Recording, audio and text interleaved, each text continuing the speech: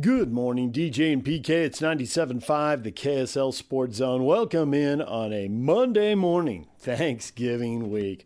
Getting right down to the end of the football season. Utah, BYU, Utah State, all winning Saturday. You're going to hear from the coaches coming up later this hour. But we're going to start with the Utah Hockey Club. The losing streak is over. They beat the New York Rangers. Let's get to the best of the postgame show.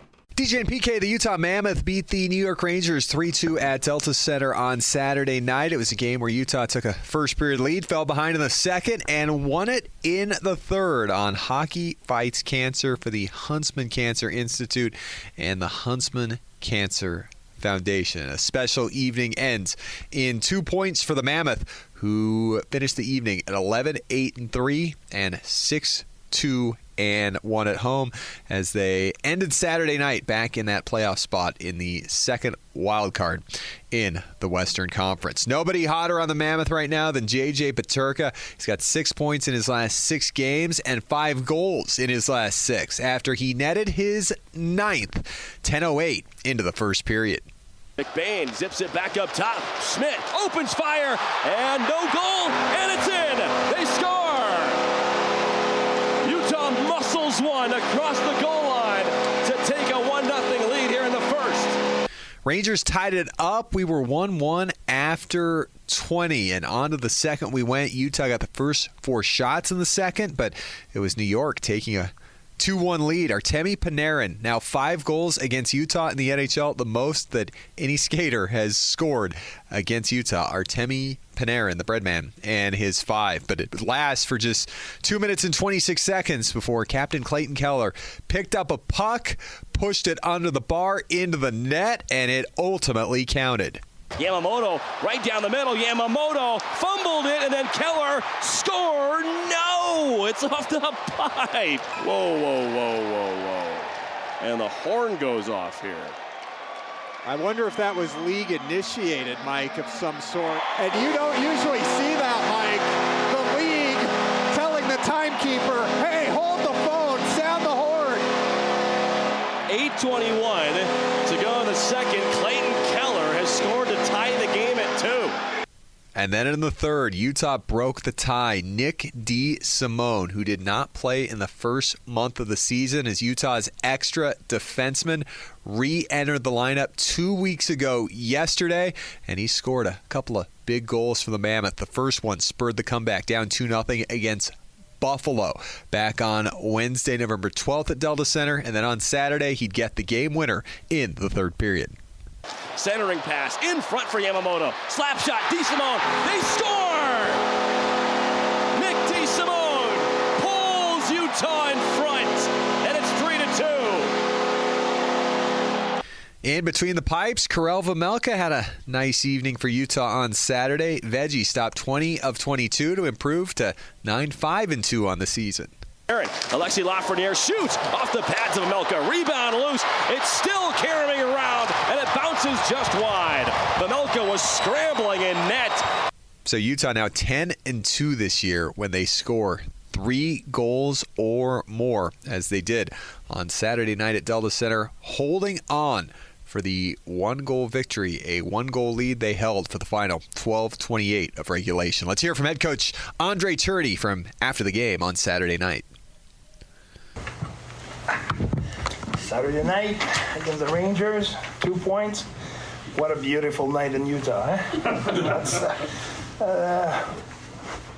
cannot be more proud of the battle level, the way we drove the net, the way we moved the puck quick, and we won battles, forwards. And there's a lot of guys I'm proud of. A lot of guys, that's what I said in the run to the game. There's a lot of guys who could have or should have been on the ice in the last minute of play. Had to pick guys, but it was fun to coach that game. Pre-game, we talked about momentum swings and managing those. How do you feel your team fared with those, especially later in the game? Oh, really good. I think we, when they score in the second, I really like the way we respond. We had a tough shift in the third where we turned it over, and then Cruz line went on the ice, and we talked on the bench about momentum and how to get the momentum back. And They did it big, not just by their decision, but they scored a goal on top of it, playing the right away on that shift. So that was good, and we need to give credit to Veg because that key moment, like you just mentioned, he made key save. When it comes to the messages you guys have talked about the last couple of days, the adversity they're learning from, I know you said you're proud of this group to have that performance, but what else does a performance like that say about the ability to rebound when they need to and come back and have a bounce back? Yeah. I have no doubt about it, but having that said, the New York Rangers, as I say in the narrative of a game, it's a really good game. It's a really good team. Same thing then Vegas was and will be.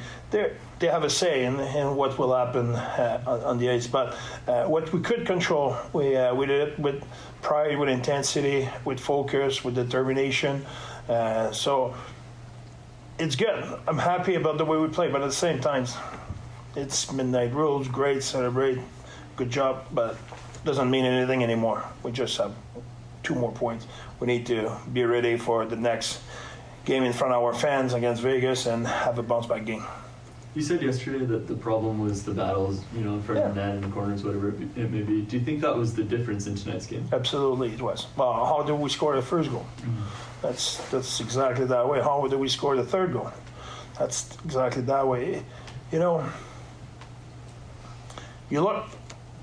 go on the whatever ESPN or whatever the SEG or whatever the TV you want to look at, and you look at all the goals in the NHL tonight. The way we score, that's the way the NHL score. The seam, backdoor, and this and that will be probably 30% of the goal. The goal are Gracie driving the net, getting a stick on the rebound, getting point shot with traffic, those kind of goals. That's the way the NHL works. If you want to be successful, you need to be heavy inside. You need to go inside. And tonight we were competitive. We're underneath on the net and made a difference.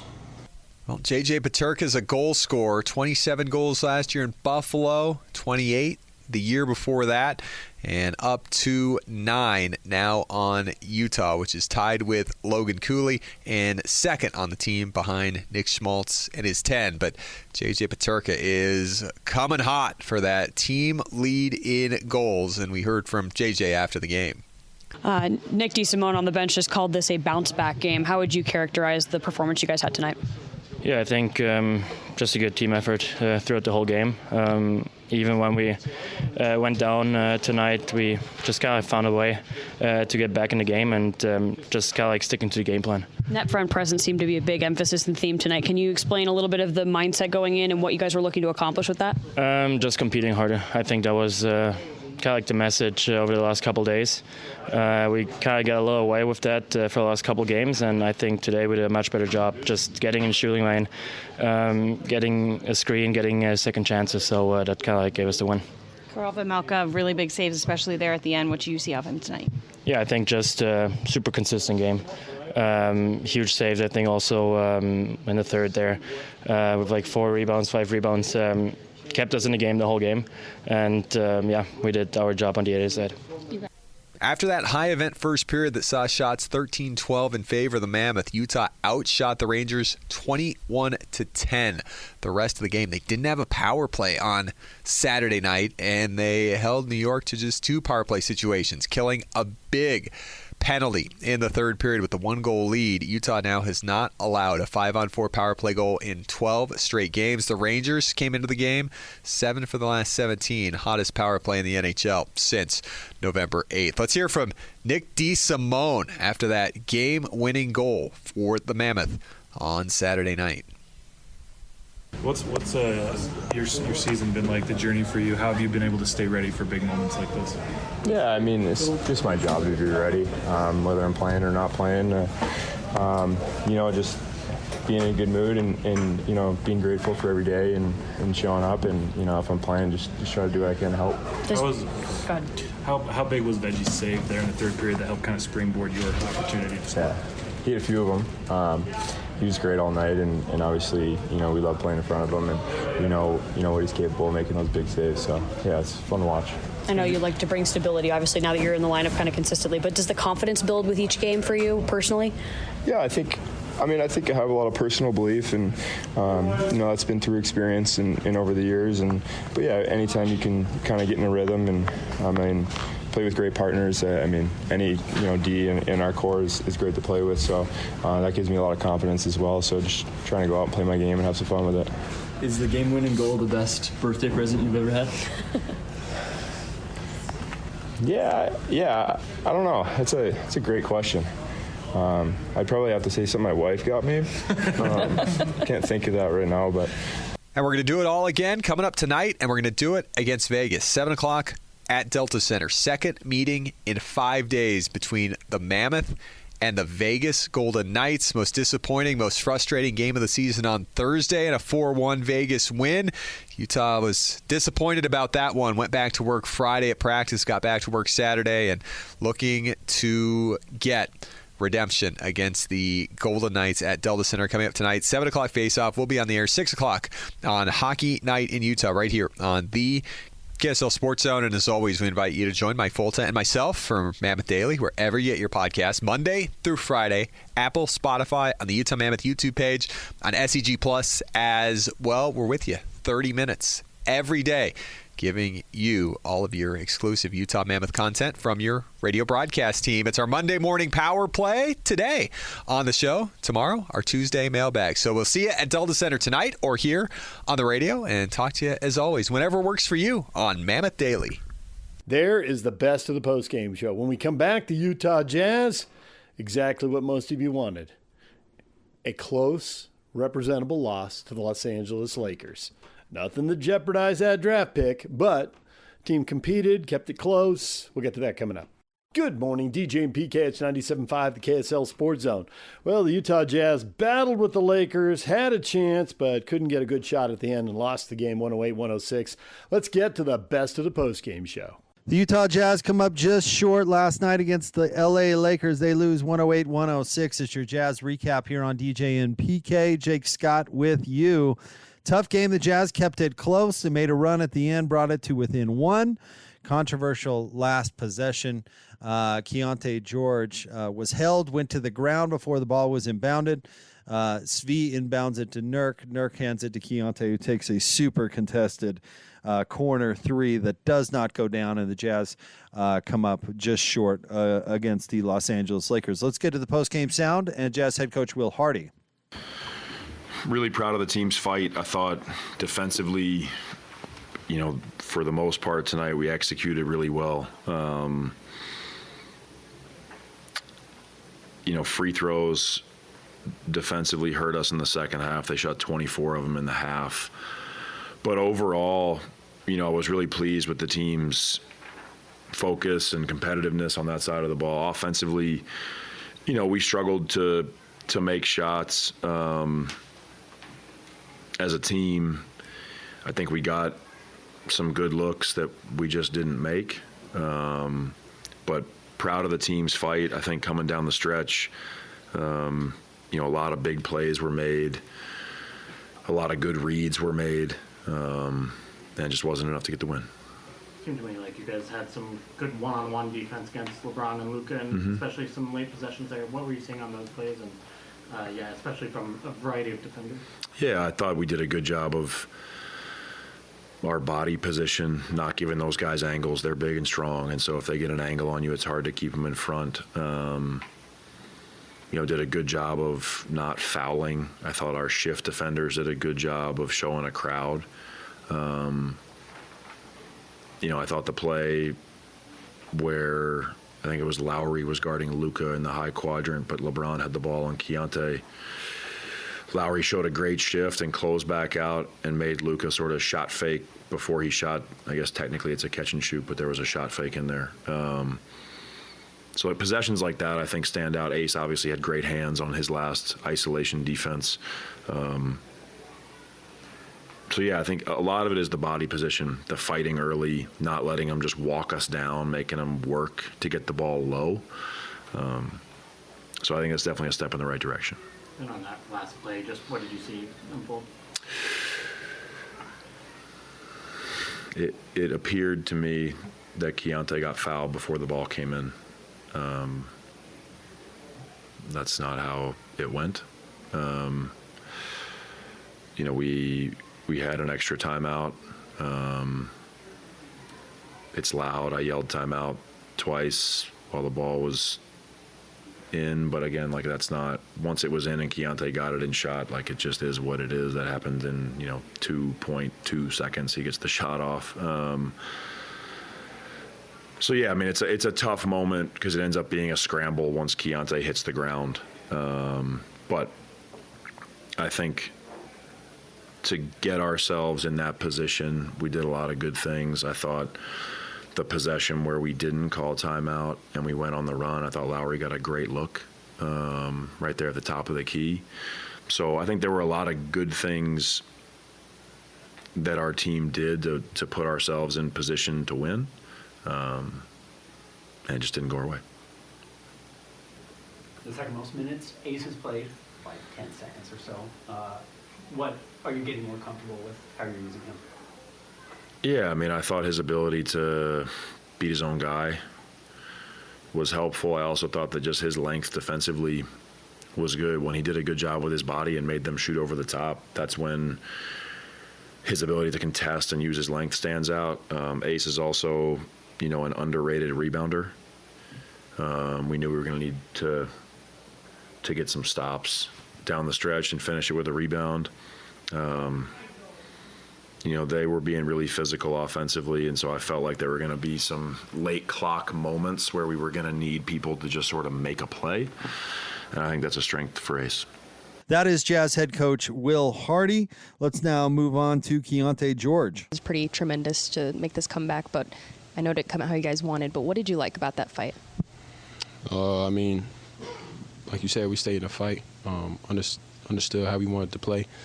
I felt like we executed down the stretch. We got a lot of good looks.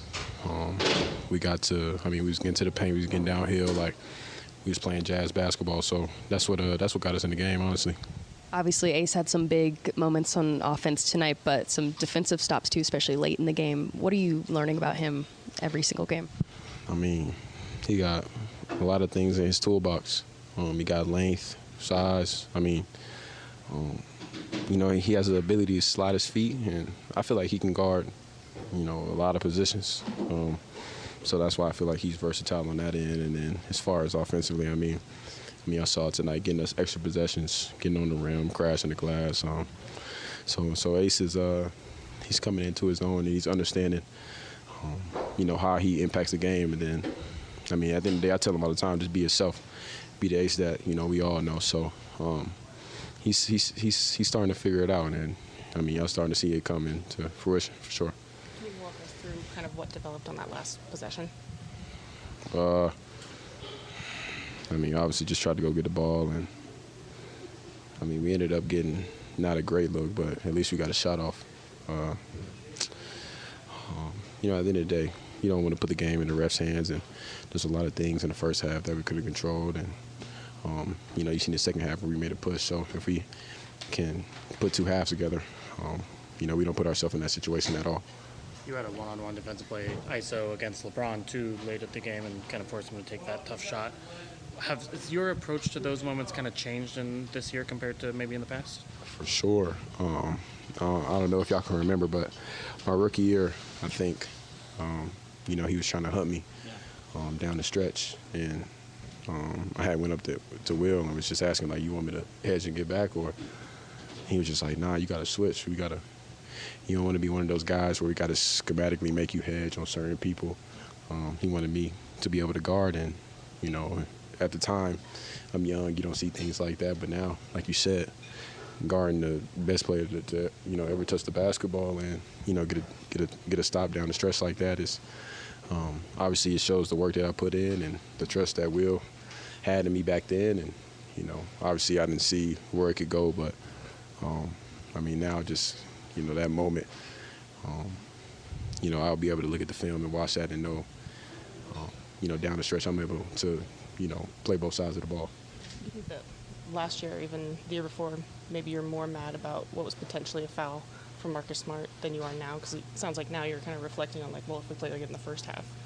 Do you think that maybe in the past that you would have been more mad about the moment? For sure, obviously, I think about a play when we played Indiana last year. Tried to draw the foul on Pascal. He ended up getting a layup. We lose the game.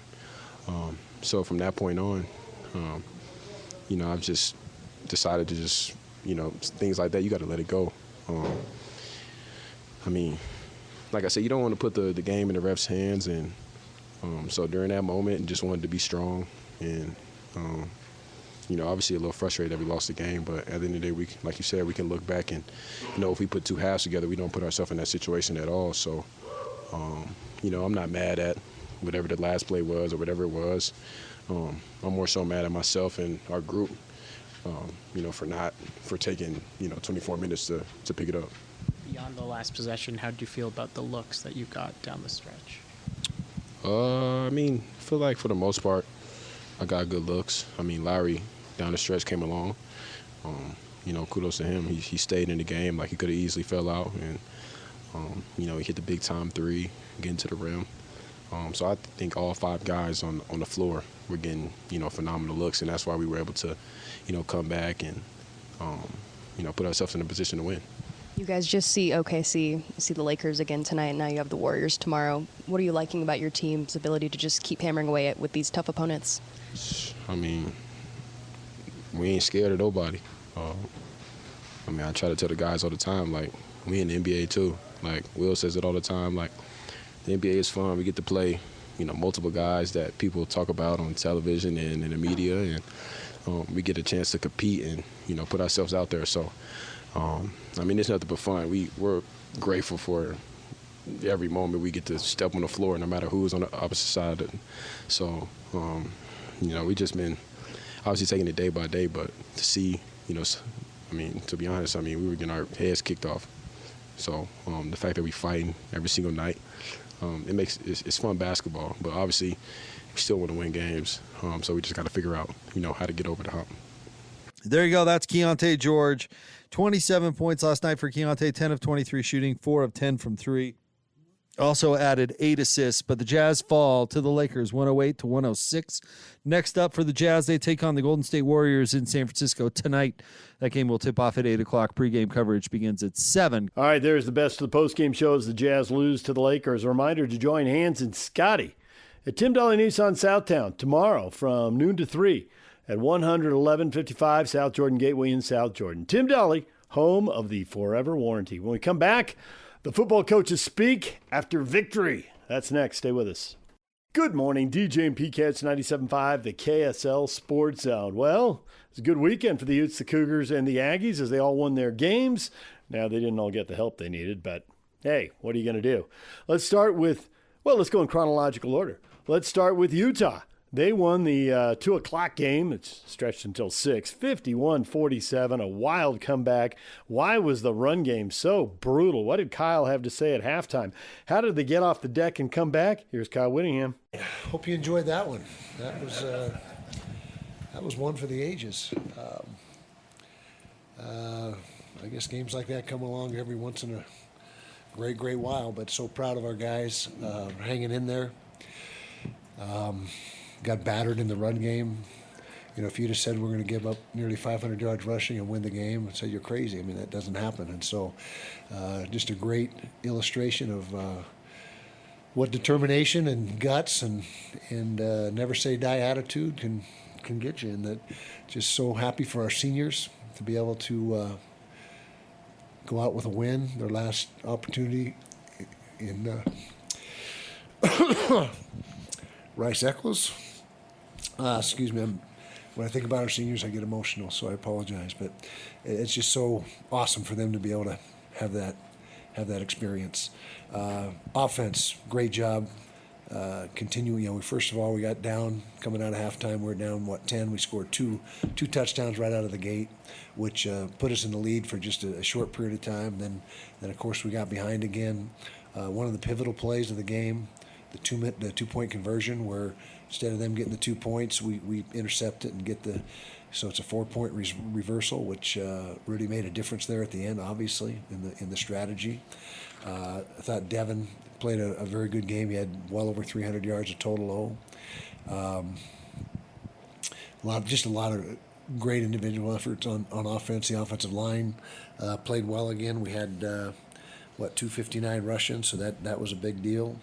292 rushing, 259 throwing. So a lot of good things. Wayshawn Parkers goes to 100 yards again for the night.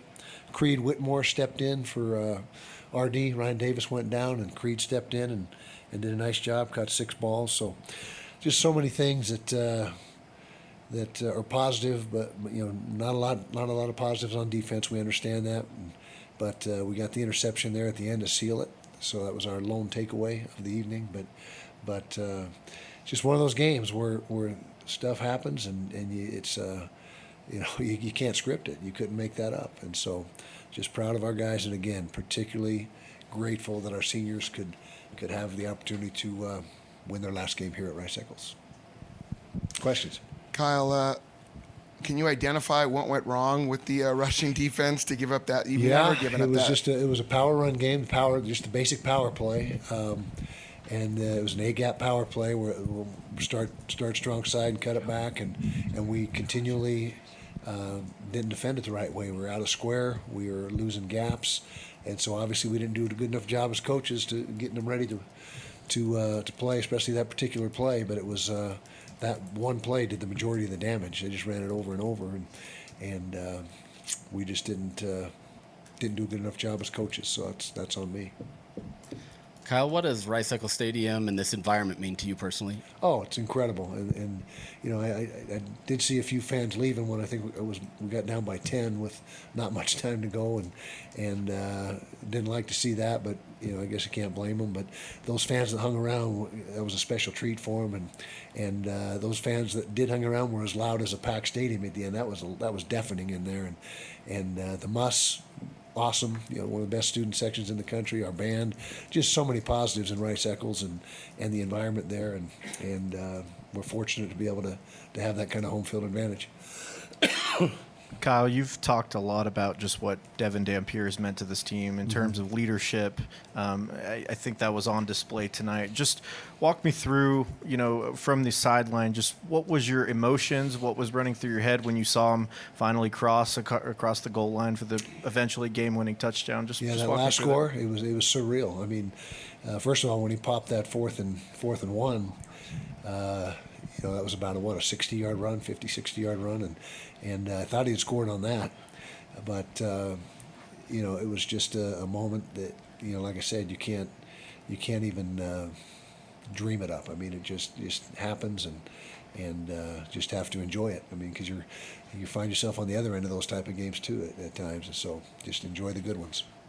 Bird Vicklin had 3 touchdowns. What was his role coming into the game, and how well did he execute that? He had the same role that he's had the last couple games, last 3 games, where he supplements a little bit. Devin's still not 100%, and so we supplement a certain percentage of the plays with Bird. And you saw what a terrific runner he is again tonight. He put that on display. Didn't have much of an opportunity to throw the ball. I think he only had a couple throws, but I maintain that he is a big-time player with a huge upside and a high ceiling, and he's really helped us win games this year. I know your job is to win the games. There's a committee that's got to decide who the best teams in the country are, and we've got to figure out where you guys stand in the country. Mm-hmm. Winning games ugly, like this one was, what does that say about a team? I don't think it's an ugly win. I mean, it was a close win, but it was an exciting game, and to me, there's a win's a win. I'm never one that's going to sit here and lobby for whether we should be in or not. I don't believe in that. The play on the field speaks for itself. We're 9-2. Got a chance to get to 10 if we take care of business next week, and we'll see if that's good enough. That's pretty much all I can say about that. Coach, you did get a little emotional thinking of your senior class. Yes. If there's a moment from this game tonight that kind of sums up what this senior class is all about, or that you'll remember about this class, is there one? Wow, so many. There's too many. I don't think there's any one in particular, but just the guts and the intestinal fortitude that they showed, and never say die attitude. I mean, they were the whole time on the sidelines. No one was pointing fingers. No one was getting down on anybody. It was just very positive and very upbeat, and that's who we are. I mean, that's our culture. Coach, do your best job at walking and the fans through and painting a picture for the moment from the moment Kansas State went up by 12 to Teo taking that 2-point conversion back. Just do your best job of painting a picture for the fans, helping put them on the sidelines. What was the message? What was being talked about from players to coaches? Well, we knew there was enough time to still win. I mean, it was not a done deal. I guess ESPN had us at 97% chance of losing at that point on the meter. My daughters look at that the whole game, and that's how they decide if they're happy or not. But it was down to 97%. But there's 3% there for us, I guess. So we felt that if we could get the ball in the end zone again, then manage the clock, and we had all 3 timeouts. Fortunately, we didn't squander any of the timeouts because that was huge down the stretch there to have all 3 of those in your pocket. But everyone on the sideline never stopped believing. Nobody threw in the towel. They had that belief, that unwavering belief that you need to have there, and they continue to persevere. So that's as good a picture as I can paint. Kyle, it's become pretty clear how much Devin and Lander mean to this team emotionally. Yeah. What did it mean to you to see them make the plays that they did late in the game, the 59-yard run, the interception for Lander? Yeah, it was great. And what a fitting way for Lander Barton to finish his career here at Rice Eccles. I guess maybe there may be one more, I don't know. But for him to seal the victory with that pick, he's done so much for this program through the years. Just a tremendous competitor. His whole family, that starts with his parents played here, and his mom was an all-WAC performer in 2 sports, and of course Jackson came here, then Cody, and then Lander, and his sister, Danny is tremendous, and so the whole family has just been so integral to Utah athletics for so many years. It was good to see him be the guy to seal it. Take 2 more.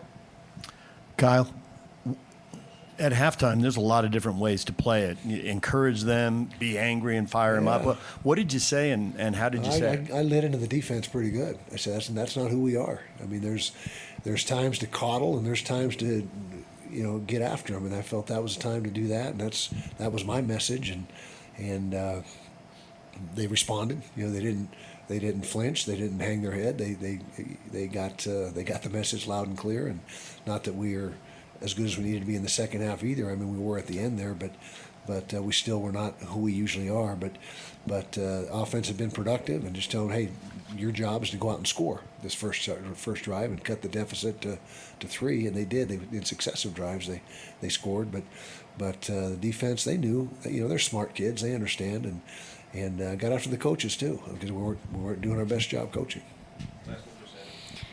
Kyle, Teo has had an up and down season, but he had that 2-point conversion that was turned into an interception.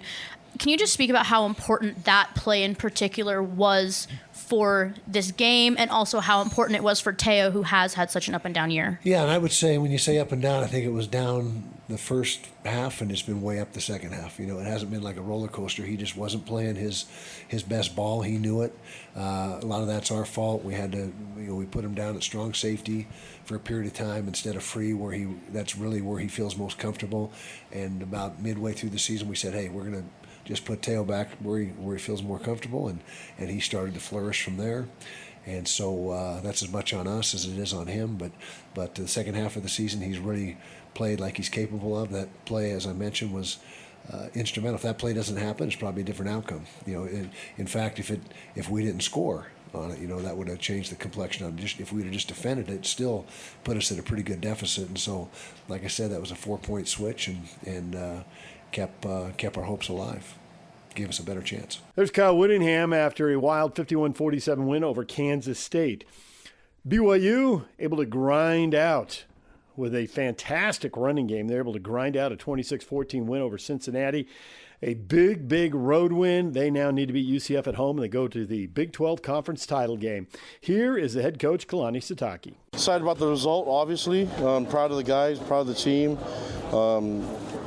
Hats off to Cincinnati. I thought they gave us made it really hard on us, and defensively they played lights out, man. We just were able to possess the ball and get some first downs, and just really proud of LJ and the O-line and Bear, the entire offense.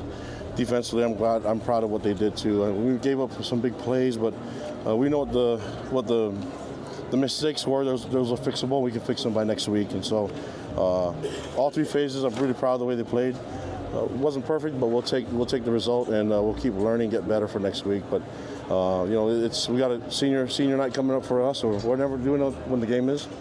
We don't know yet, but whenever the game is, any time of the day, we'll be ready for that. And it's going to be a lot of fun. But really fortunate we got the win here. Proud of the fans that came, and it was a cool environment here. And Cincinnati did a great job. It was Big 12 football, so we're glad we got the win. We just keep working and get better. What questions do you guys have for me? What does this say about the resiliency of your guys when you didn't have Chase out there and you were it was a slugfest? Yeah, I mean that's our kind of style. We like winning a lot of different ways, So I'm proud of the way the guys did it. I'm glad that we had to count on LJ and O-line and all the tight ends, everybody blocking to win the game. I was proud of the way the guys did it. So I like their response to any adversity we get, and so that's a lot of the leadership. Even though Chase didn't finish the game, he was able to lead on the sidelines too. So really proud of the entire team. Was that the plan coming into this game to lean on LJ in this matchup? I think so, but he was doing so good. It's hard to not give him he's the hot hand. Just keep feeding it to him, and we just needed him to rest a little bit. And there's times that he was pushing Enoch and everybody else out of the way. He wanted to stay in the game. So I know he's not 100%, but man, when he plays with that mindset, it's hard for anybody to stop him. How big was that big offensive line up front? LJ gets a lot of credit, obviously, with the numbers, but yeah. Line had a heck of a day too. Line did a great job. It was assignment sound football for them. Fundamentals, it comes down to blocking, and LJ was able to find the holes. But overall, in tight ends and receivers blocking downfield too, it helps spring the big plays. So just really proud of everybody and what they did. All three phases. It's hard defensively to hold this team to those two scores, and they did a great job. Jay and the boys did great, and I thought K-Pop did great. Will kicked field goal, So we're in a really good spot right now with all three phases. Just got to finish it next week. How serious is the Chase injury? Do you think he'll be back? I think he'll be back. We'll see. I think he was just making a smart decision to take himself out and let the other guys do it, and he didn't feel like he was going to be effective, and so I appreciate him making that decision for the team. How would you assess how Bear played in kind of a second really raucous environment? Yeah, I thought he played good. There's a lot of plays that we love to have back, but I'm really impressed with his ability to play and take care of the football. And he made a lot of checks. Made a lot of audibles, and I think he put us in the right position. Cincinnati gets a lot of explosive plays. You were able to limit those tonight. How about your defensive performance to kind of there were only a couple times they had big plays? You say that, but all we're talking about in the locker room as coaches are the big plays we gave up. So a lot of that, we just play clean football. When we do that, I think we have a really good chance of doing something special. What kind of statement do you think your team sent tonight as far as college football playoff and trying to enhance that resume? I'm not really worried about that. Like I said, I'm not here to campaign. I'm just here to play football and with our team, and we just try to find ways to win the game. Let the other experts figure that stuff out. We're just going to try to get our next win next week and just be thankful for what we were able to do. Football's hard, man. I think I want these guys to embrace every moment of it, and we made some really cool memories tonight. How gratifying was it in that 4-minute drill to close out the game? Not quite in victory formation like you like, but almost. Well, we could have gotten victory formation if LJ just went down, but that's okay. It's okay for the defense to get out there and get a stop too. I don't blame LJ for the goal was to just get a first down, but I was really proud. If it's that open, then you just got to go take it, So I don't mind him doing that. So we went for two to make it. To just make it two full scores, two full touchdowns, and I thought the throw was there. We just maybe a little late on it, but Bear will be better next time. But overall, guys, the team played well, played physical. That's what we asked them to do, and took care of the football. So on to the next. How impressed were you with that fumble, Tavion Beasley, the tackle, and Glasgow to make a heady play to pick that thing up? Yeah, I wish we would have, because I think Glasgow would have been gone. If we picked it up, but. Defensively, man, we caused turnovers. We were good on fourth down.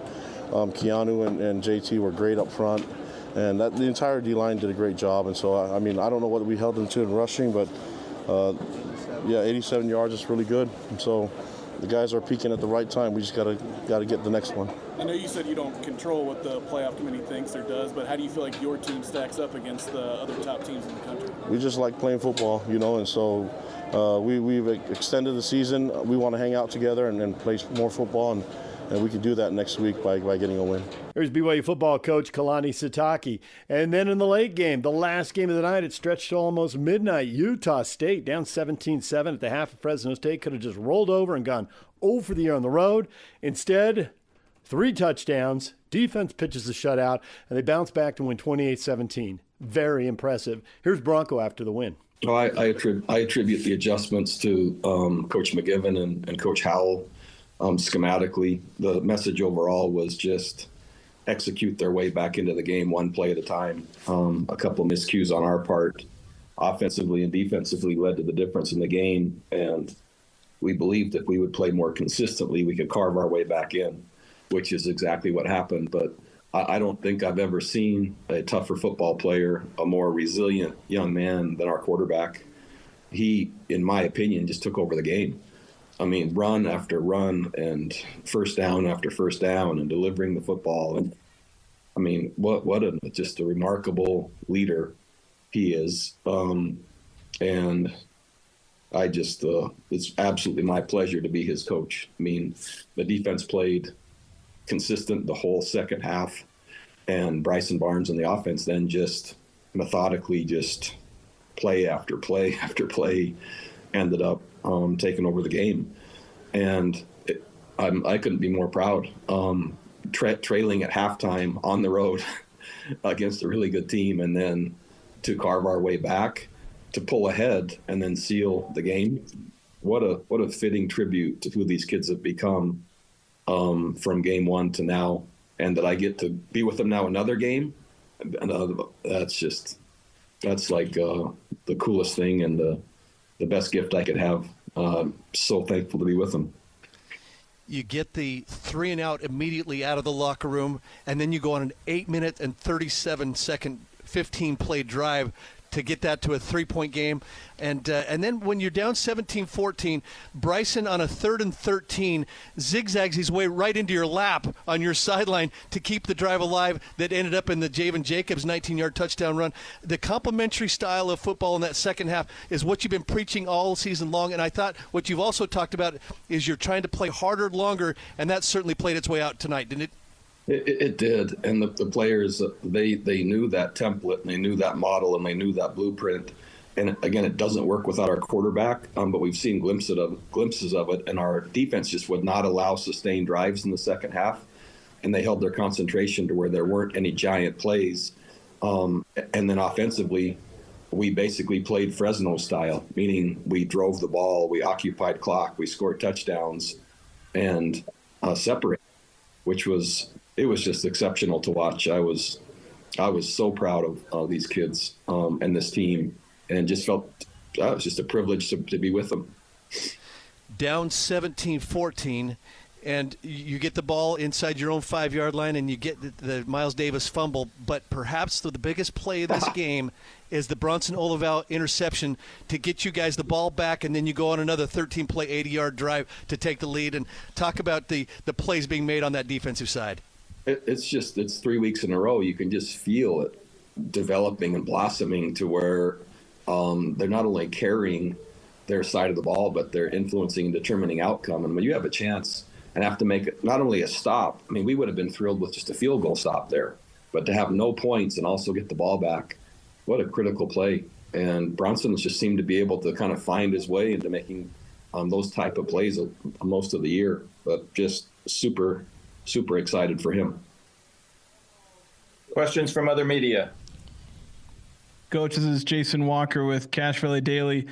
I mean, everyone always wants to play from ahead, but against a team like Fresno where they run the ball, you want to play from ahead to limit and impact their ability to move the ball on offense. But you didn't get that luxury. You had to play from behind. What was the key for you guys when everything was going according to Fresno State's script and you had to kind of adjust a little bit? Yeah, it wasn't a somber locker room, but it was a determined locker room at halftime. And there wasn't discouragement, but there was some frustration that we were in the situation we were, meaning that we were from behind, and we knew that's not where we wanted to be against this team. But there was belief. There was a lot of hard coaching. There's a lot of really clear corrections that needed to happen. And again, I attribute our coordinators for getting the messages across that needed to be gotten across, our players then taking those messages and executing it, and then having the outcome we did. It just is, it's gratifying as kind of the leader of the program to just see your people excel and thrive, and they did. And I'm really proud of them. Coach Mendenhall, Jason Turner from the Herald-Journal. You held Fresno to 3 of 14 on third down tonight, 0 of 3 on fourth down. Just how extra good was your defense on getting off the field in those critical situations? The fourth downs, man, what just a great plan, but also super execution at critical moments, because then they're hard to get off the field with the way they run the football. And then third down, I mean, again, those two things allowed our offense to have the opportunities. Now, our offense then needed to execute and remain consistent, but our defense kept giving them the opportunities, and eventually that took hold. Coach, this is Carson Hilton with the Deseret News. Can you just talk about Bryson Barnes and his physicality? I mean, taking hit after hit and still getting as many plays as he did for you tonight. I've not seen anything like it in my coaching career. The number of hits he's taken this year, the number of runs he's taken, the number of players that he's just had fierce contact with, usually initiated by him, the number of sacks, the number of just physical plays. I'm not sure there's been a player that I've been more impressed with his resolve, his grit, his fortitude, his toughness, his pain threshold, his commitment, the way he comes back each week and then plays again. He's remarkable. I mean, you could devote 5 headlines to him and just keep riding it out all the way till the new year, and it wouldn't get old to me. I mean, he's exceptional. Man, that I became the head coach at Utah State and I inherited him. I mean, I don't know what a line, but man, I'm grateful. Coach Jason Walker again, kind of following up on Barnes. Like in the first half, you guys really struggled to move the ball through the air, completing 50% of your passes. Just how much did you guys try and lean into Barnes as a runner, right? I mean, he ended with like 25 rush attempts. Then the passing game opened up as well. Like just how important was that running ability for him to open up the offense as a whole, including his own pass attempts? Well, you can't stop the quarterback run without using an extra number. And if you're going to use the extra number, you don't have it in coverage. And so there it is. And you can choose, keep the number back and Bryson will run for 8, 9, 10, 12, 13, 16, whatever. Or you can use a number on him and then the throw game is open. And that really was the formula. I have to say too, that Javen Jacobs though, man, there was some really nice runs. So he came into his own also, and kind of John Wooden's definition of competitive greatness, right? Being at your best when your best is needed. Javen Jacobs was also kind of a glue component to that and those drives in the second half at the end. And so he has to be part of that. Besides Bryson, focus on him, focus on the run game. Oh, wait, you're going to give it to the running back. There he goes. And so Javen, that trio is really what happened.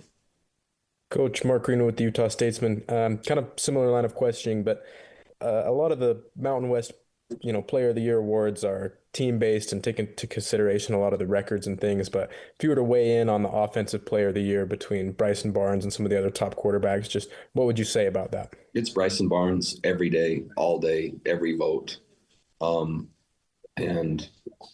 Unfortunately, Mountain West honors aren't like that. And it's not a perfect process. It's probably one of the most flawed and imperfect processes that exists. But I mean, I've never seen anything like it. And it's just so what he's doing for this team, just simply by commitment, is setting the foundation of this program for a long, long time.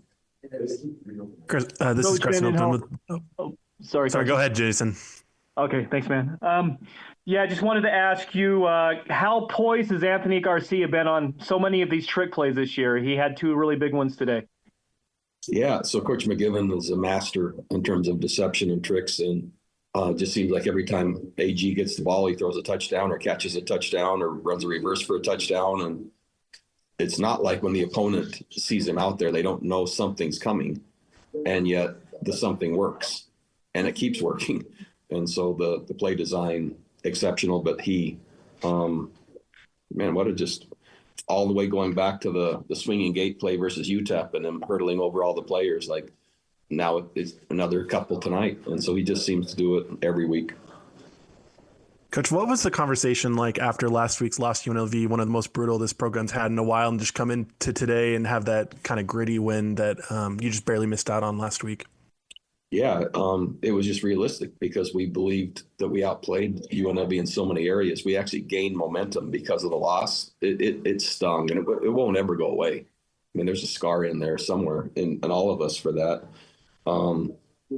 But if that team is a 9-2 team, which they are, if that's one of the best teams in our league, and we knew we outplayed them, then who aren't we going to be able to outplay?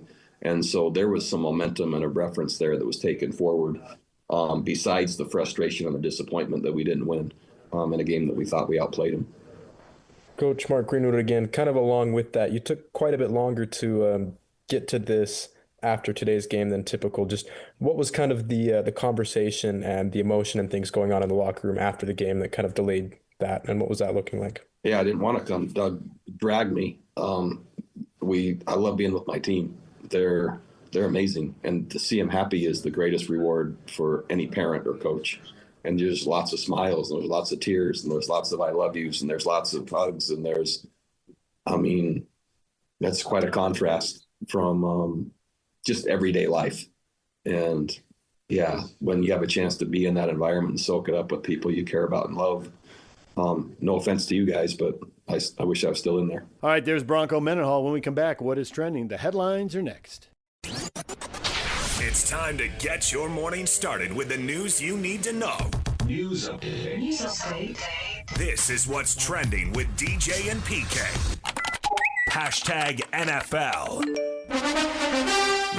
Williams back, looking right now, in trouble. TJ Watt gets it, flips it down, the ball is loose, and the Steelers have recovered in the end zone. It's a Pittsburgh Steelers touchdown as Herbig flops on top of the fumble caused by TJ Watt for the Pittsburgh Steelers touchdown. Opening possession of overtime. Goff up under center, turns, gives to Gibbs. Gibbs hesitates. What do you got, Gibbs? 45 to the 50. Right sideline 40. Jets on. There he goes. What do you got? Touchdown, Detroit Lions. Shador on third down, throws it. Sampson to the flat. Sampson 35. Sampson 40. Sampson, first down. He's at the Raider 35. It's a foot race, and he's gone. Dylan Sampson, touchdown. Snap, Williams giving him Manungai. Mighty Manungai standing up in from the 2. Touchdown Bears, and a 30-21 lead over the visiting Pittsburgh Steelers. The Chiefs have never led in this football game. Ariza waits for the go signal. Butker's kick is good, and the Chiefs have not led in this game until now. They get a walk-off field goal in overtime. Snap and hold, 42-yard kick from Aubrey. The Cowboys have won this football game. Butter. I don't know when they've won one that felt like this. 42 for Aubrey, and the Cowboys win 24-21. Highlights around the NFL. The Eagles were up 21-0. It appeared that thing was over, and yet it was just getting started. So they dropped to 8-3, giving up 24 straight points to the Cowboys. You had that walk-off field goal, 3 overtime games. You have a favorite finish, most entertaining finish of the day, PK? Oh, well, I think the game you just mentioned. Being down by 21 and coming back all the way. Doesn't happen in the NFL For very a team often. That isn't viewed as very good. Cowboys get back to 500. They are 5-5-1. And for all the stress and anxiety we've heard around the Eagles at 8-2, tied for the best record in the NFC, well, now they're 8-3. And now the critics really have something to say. Oh, don't they? Yeah, right? There's so much ammunition. What do you think South Jersey's like today, PK? I think that they hope that the team is sold, and like Baltimore, they wait a couple years and get a new expansion team in and rebuild it from the ground up. Seems a little over the top. You haven't lived there. That's true. Got me there. I don't think they want the Eagles to move. Your Gibbs touchdown run. He ran for over 200 yards, and the Lions beat the Giants 34-27. Jameis Winston throws for 366 yards, a huge number, but it's not enough. The Giants find a way to lose anyway. Chiefs are 6-5, hanging in there in the playoff race. They finally won a close game. They were great at that last year. They've been terrible at it this year, but they got 11 points in the fourth quarter, only one touchdown in the game, and yet they win 23-20. Keeping them afloat. The Bears are 8-3 now and beating the Steelers. They beat a team with a winning record. That has been a hard thing for them to do this year because they haven't played teams with winning records very often. But got the Steelers improved to 8-3, and they lead the division. Look at them go. They will in the playoffs. Yep, true story. They are enjoying the fruits of that fourth-place schedule, as are the New England Patriots. And the Patriots win again, 9-2, tied for the best record in the NFL. Patriots flying.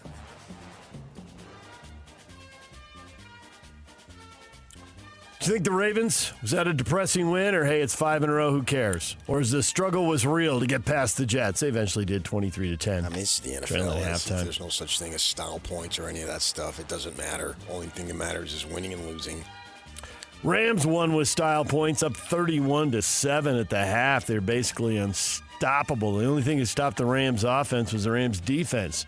Getting that defensive score, they only had the ball one time in the first quarter, but they just kept scoring.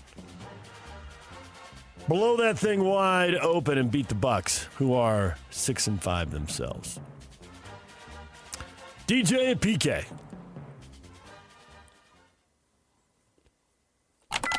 Hashtag Utah.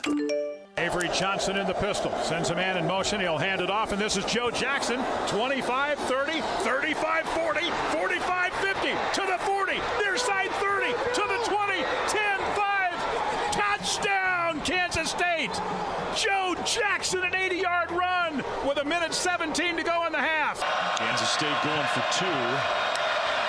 Johnson is going to throw, and it's knocked away, deflected, and actually intercepted.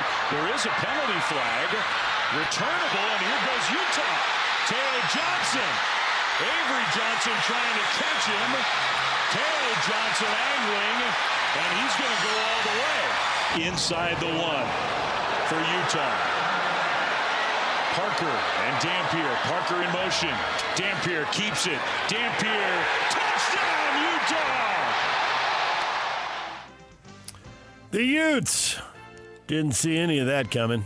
Bunch of things happened in that game that nobody expected. 472 yards rushing for Kansas State. Utes rallying, take the lead in the third quarter. You think they're going to turn it around? And K-State goes screaming out in front by double digits again. I think those yards by Kansas State were misleading. You take away the big runs, and what do they really have? You take away 3 or 4 of those big runs, or was it 5? I lost track. Like 10. You take away those big runs. Yeah, take away those 8 runs that the Cardinals scored in the 4th inning. You had a 2-1 game. Yeah. You gave me something to do in the break. I'm going to take away the big runs and see what that adds up to. That's what we do, right, sports fans? I saw Morgan Scalley walking off the field and congratulated him on the win, and all he did was just shake his head, look in his eyes. Oof. Oh, but yeah. Hey, just win. There'll be an announcement today. There will be? Uh-huh. What's that going to be? It was a good run, Morgan. It was a good run. Well, we did ask, and we can get into this later in the show, will Devin Dampier be able to throw the ball down the field? There'll be a point this season where they have to have that. That looked like a bad take for about 10 games. He just kept blowing people out or getting blown out. There wasn't a lot of drama at the end of games. And when he had to throw it down the field, they did, because the danger was that on that first touchdown drive, they were going to use up all the time, but got a couple of big pass plays to Larry Simmons. Got out of a 3rd and 22. Is Larry Simmons? I have no idea what grade he's in. Because, I wonder, middle of next year, are you going to ask Dolce and all this, how come they're not using Larry Simmons more? Yeah. Hadn't thought about that. Who was the other guy you kept? No idea. Sure, Yak will find the clip, and then we'll all know. That was Merriweather. Who was the tight end? Caleb Rupp. Yeah. Yeah, see? I knew he'd know. He didn't forget that stuff. Don't get in the way of Larry Simmons' big moment. I think that those are the types of passes that I expect him to complete, though. I mean, he didn't do anything out of the ordinary in the throw game. He piled up more yards than normal, but I think he can do that. It was his finest game, obviously, statistically. Right. But I thought when they needed 20 yards and the underneath stuff. He can do that. It's when you need 30, 40, 50. He can throw a 20-yard pass. He's not incompetent in that way. Not at all.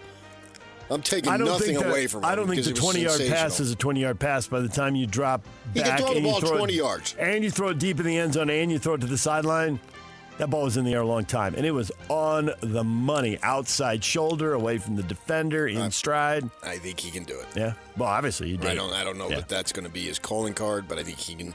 He didn't do anything in that game that just was out of his capability. DJ and PK. Hashtag BYU. They're going to fake jet.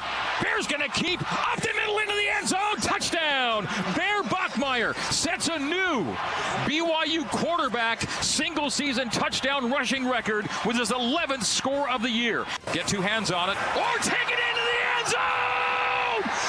LJ with the TD. Okay. All right. BYU goes to Cincinnati and wins 26-14. They are now 10-1, and if they beat UCF, they are going to the Big 12 title game. There are scenarios where they could lose and go, but why mess around with that? Oh, I think LJ will take it in the end zone. Well, there was nothing in the Utah game that I expected to happen, and it all happened, and it was surprising. The BYU game, I thought, was predictable and exactly the script they needed to win to get exactly the result they got.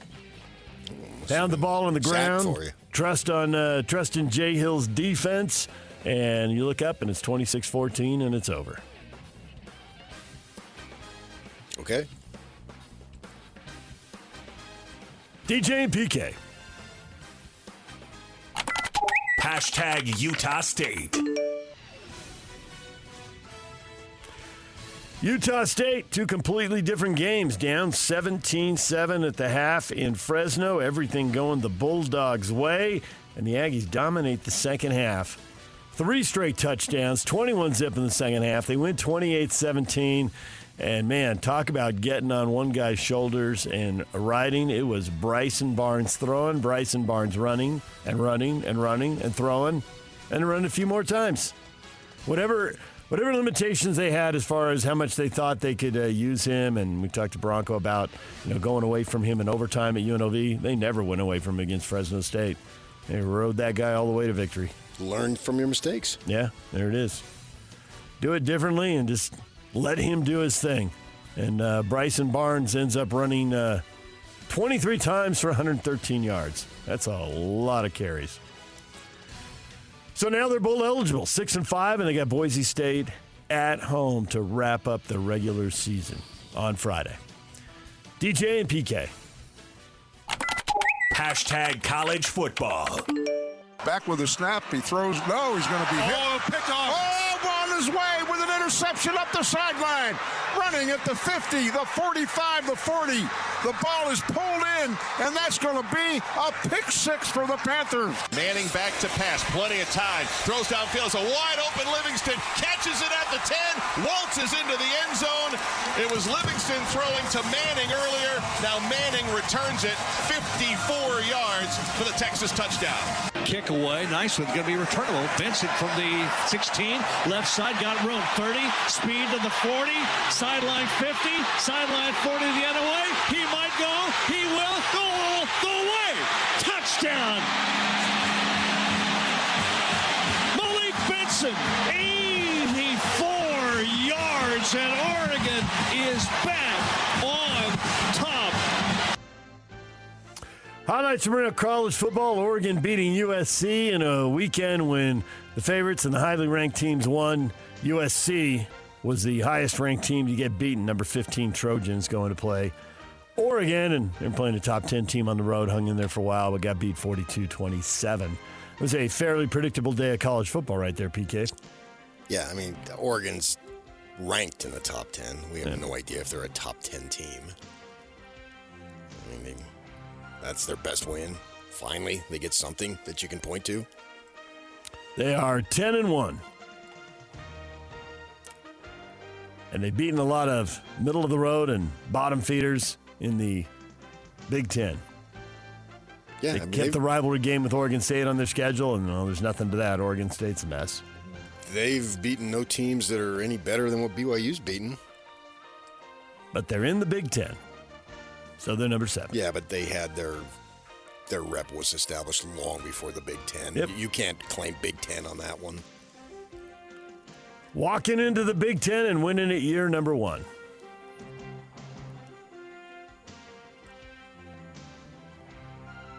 Utah and BYU wanted Oklahoma to lose to Missouri. Not happening. Oklahoma's defense carries them to a 17-6 win.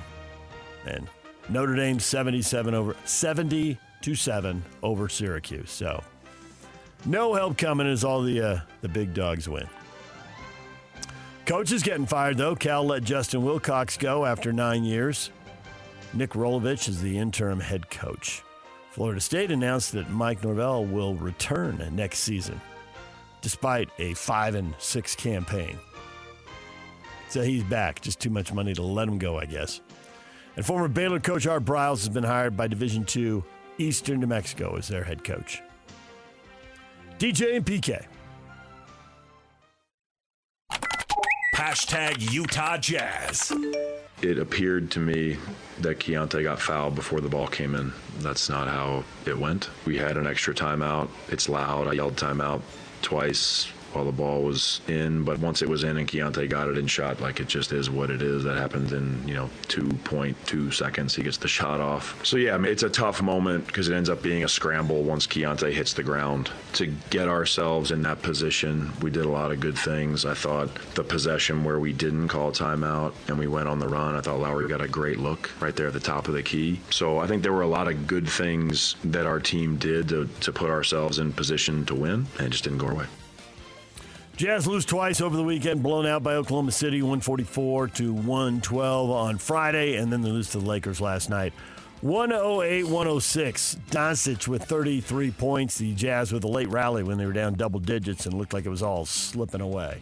Well, that was the best situation that they could ask for. Played the best game possible, and the crowd got excited, and then they can do their thing. Oh, we played hard, we never quit, that type of thing. You can complain about the refereeing, when clearly if they would have called that foul, if you were on defense, you would have said, how dare they call that foul? I mean, what more do you want? Didn't mess up the draft pick, but played very well. Yeah. Keontae George leading the way with 27. Markkanen had 20. Heated up late, hit a couple of big threes, but missed a turnaround fadeaway at the free throw line that would have put him in front. Jazz are back out on the road. Golden State Warriors are headed to San Francisco. Tip-off set for 8 o'clock tonight. Pre-game show starts at 7 with Jake Scott and Tim Lacombe here on The Zone. DJ and PK. Hashtag NBA. Houston Rockets star Kevin Durant will miss 2 games to attend to a family issue. Denver Nuggets announced that forward Aaron Gordon's going to miss 4 to 6 weeks with a hamstring strain. It's never 5 to 7. Nope, 4 to 6. You want a 3 to 5 or 5 to 7, but they stick with the even numbers. Yeah, I don't get it. The medical world, I've never understood it. Klay Thompson called out Grizzlies guard John Morant for his numerous absences due to suspensions and injuries after they got into a pregame war of words. Klay said, he's a funny guy. He has a lot to say all the time, especially for a guy who rarely takes accountability. We need our best players to be out there, and when you're a star, it comes with great responsibility. I hate to see that go to waste. I thought that was profound. Profound summary to all their trash talk back and forth.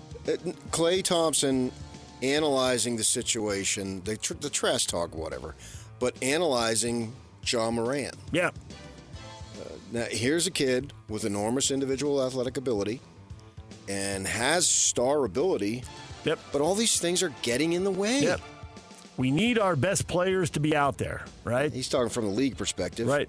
Yeah, that's true for teams and the league. You're right. No, he's talking from the league. That's all he's talking about. The best ability is availability, and he hasn't been available a lot over the last couple of years. Ability is matured ability. He doesn't have any of it. And knock it off. It's not working. You're derailing yourself. You are a great player, but you're screwing it up. You're throwing it away. That's what Klay Thompson is a 30-some-year-old man, and Klay Thompson got busted for when he was in college. I think after the season and right before the draft for marijuana. Mm-hmm. And his father, Michael, obviously played in the NBA, was down there when I was down there, said he screwed up and that will never happen again. Meanwhile, you got the other guy's father running around doing what he's doing. And Klay Thompson, I don't know if he smokes dope anymore, but all I know is it hasn't happened again. And Thompson's telling him, kid, get it together. I hate to see that go to waste. The trash talk, I have no interest in that. But the counsel that he's giving him, they should paste that up and put it in his locker. DJ and PK. Hashtag college basketball. MJ Collins steals it and throws down a nasty one-handed dunk. Oh, wow. Parker Fredrickson has the ball stolen away. Collins with the steal and threw down a nasty right-handed hammer. Collins is looking for 40. Collins the drive, the layup, he's got it. 40 points. MJ Collins. MJ's got 40. And the Aggie sideline erupts. They knew exactly the number he needed to get to, and now Luke Kearney set to check into the game. Blowouts, PK. We had a ton of them. Does Utah State play anybody? Is Stu Morrill over there thinking, would you guys beef up the schedule a little bit? Utah State blows out Tulane 96-75 and Davidson 94-60. When are they going to play somebody? Don't know. Bakersfield next? Don't demean the Big West like... I get your point. I mean, they got a good team, but I want to see how good they are. Yeah, I get it. Another blowout. How about this? Seems like 3 years ago. You and I were at the Delta Center Friday afternoon, and BYU blowing out Wisconsin, and they did it with A.J. DeBonce on the bench with 4 fouls, and they'd been up by double digits at halftime, and it got down to 7, and DeBonce gets his 4th foul. He goes to the bench, and BYU goes on a run, and the league goes up over 20, and it's over.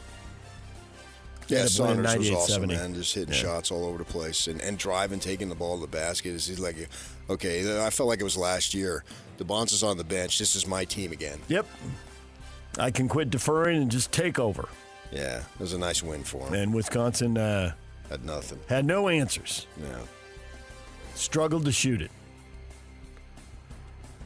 Well, struggled to have it go in. They shot it plenty, but didn't go.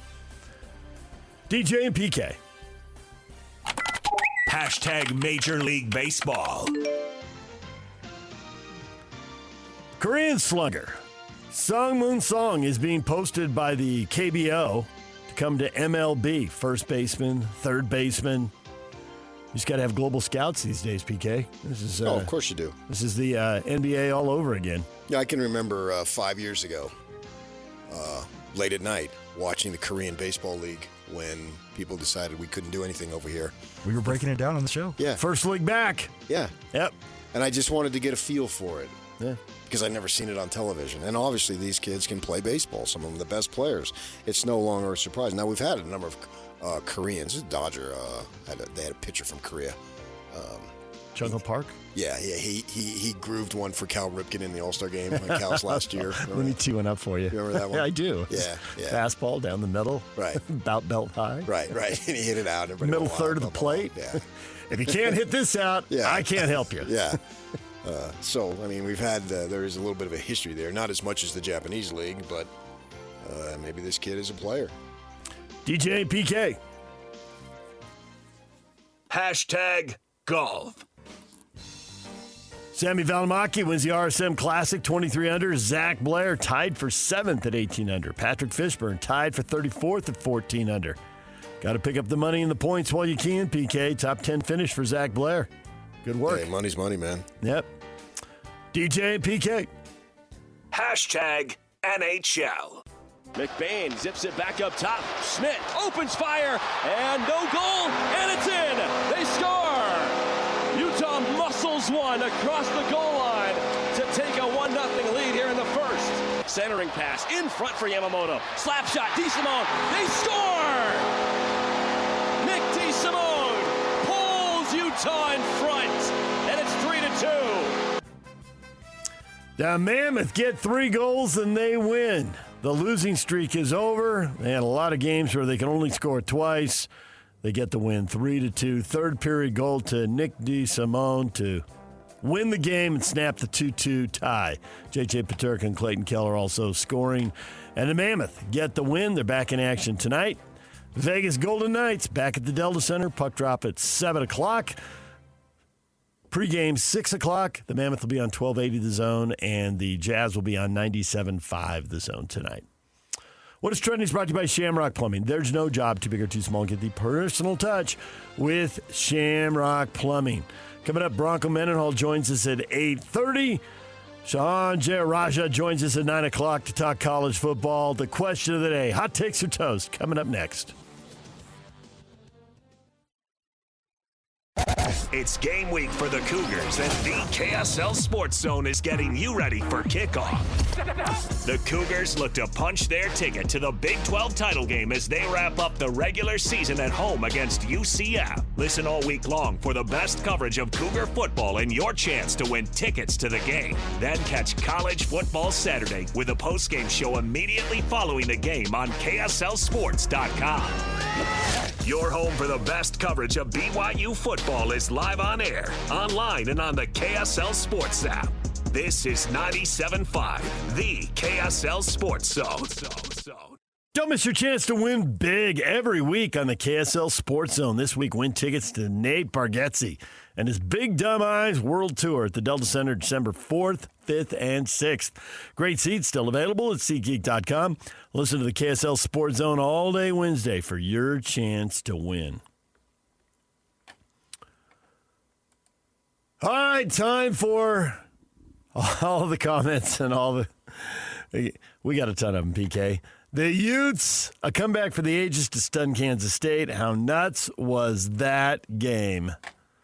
So many comments. James, just needed to wait until it got dark. Utah's a much better home team at night. Played a game in Well, I play so many games at night, though. 3. Texas Tech was a day game, Cal Poly was a day game, and this was a day game. I mean, he just limits it to home team, so. Oh, home games. Yeah. He says Utah is a much better home team at night. Okay. Yeah, I don't know about that, but. It certainly worked out for the 6 games this year, but. Yeah. 5 minus Cal Poly.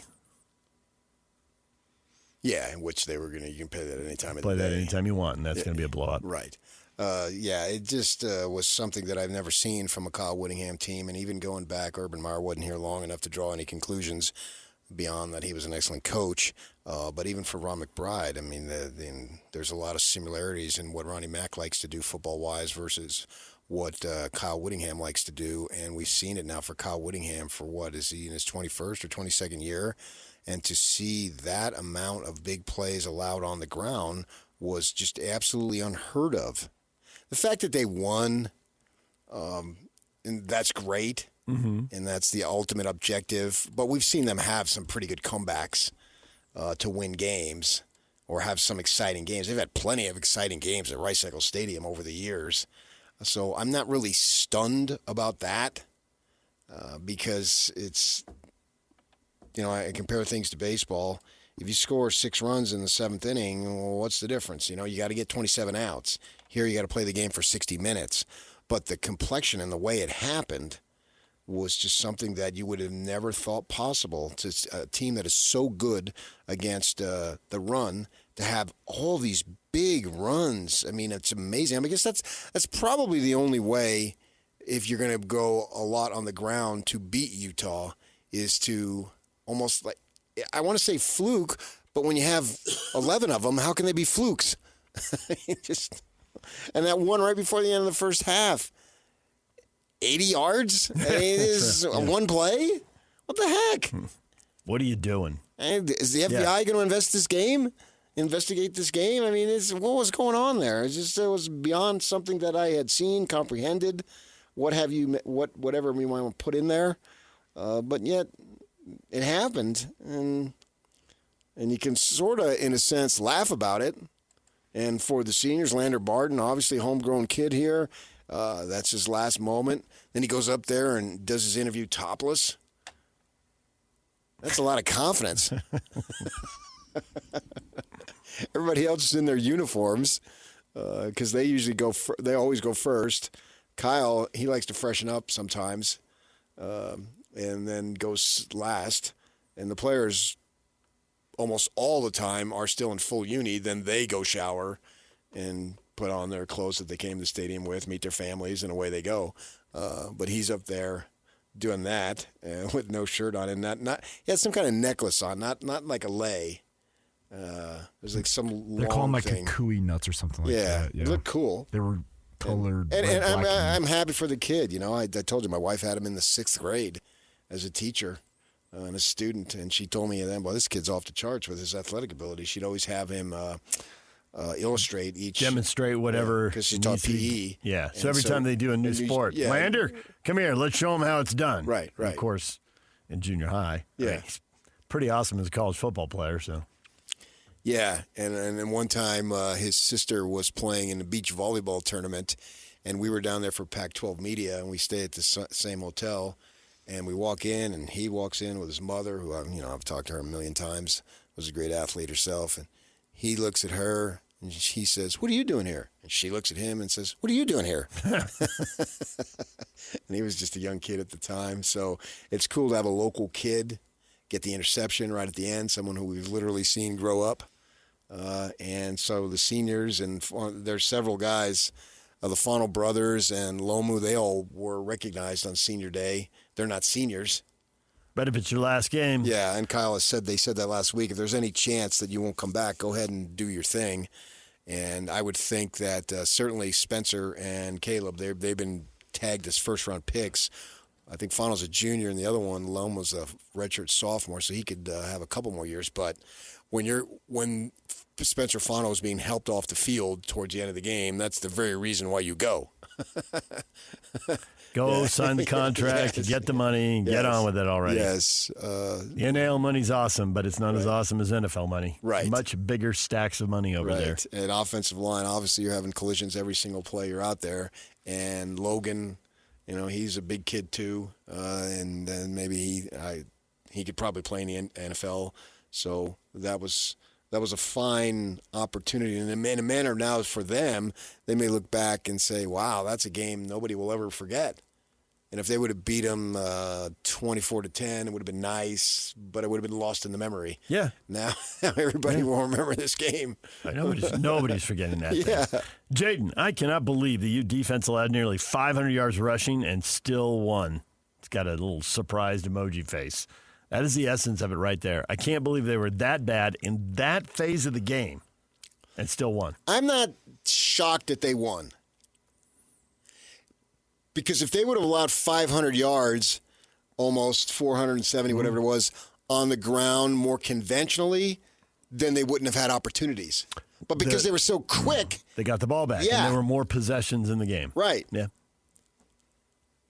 Your strategery there, that's well read. If you go within the context of how it happened. The average, you look at the stats, it looks like they averaged 10 yards a carry. If they'd literally gotten 10 yards on every carry, it would have shortened the game and they wouldn't have had time to come back. Right. Yeah, they would have had one possession in the second quarter or whatever it might be. So, in a sense, having that happen was not that stunning. And I think lost in this is another prolific game by the offense. 51 points. Yeah. And nobody's talking about it. Right. Yeah. And this offense has been doing this consistently. If you do it 5-6 times, it's not a fluke. It's who you are. And this offense, Jason Beck's sitting over here thinking, hey, what about us? Are we talking about them and their screw-ups? Look what we did. And look what we've been doing. And he's right. Not that he would say that, but if he did, it would be right. The offense did what they needed to do. Again.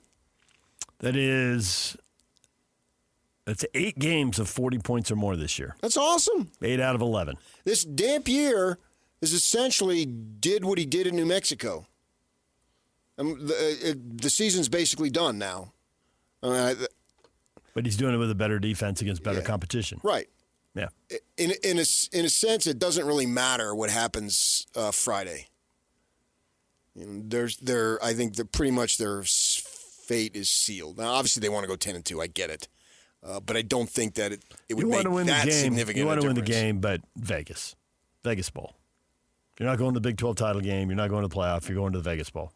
Win or lose, I think. Okay, fine. Whatever bowl. It makes no difference to me. Whatever it might be. Yeah, and they're going to – I would assume they would win. I watched Kansas. They didn't look very good the other day. And there's no reason to think that the Utes won't win, and they'll have an excellent season, 10-2. And they honored everybody who deserved to be honored with the possibility of one person. Kyle Whittingham. Yeah. Right. He got choked up talking about the senior's last game. Did it occur to everybody that maybe he was getting choked up because he was thinking it was also his last game? Yeah, but he doesn't want to be honored. Right. Just slip out the back, Jack. Drop off the key, Lee. It's interesting that you use song lyrics. Is that, speaks to him. And that may be something that he was doing last night. We'll leave it at that.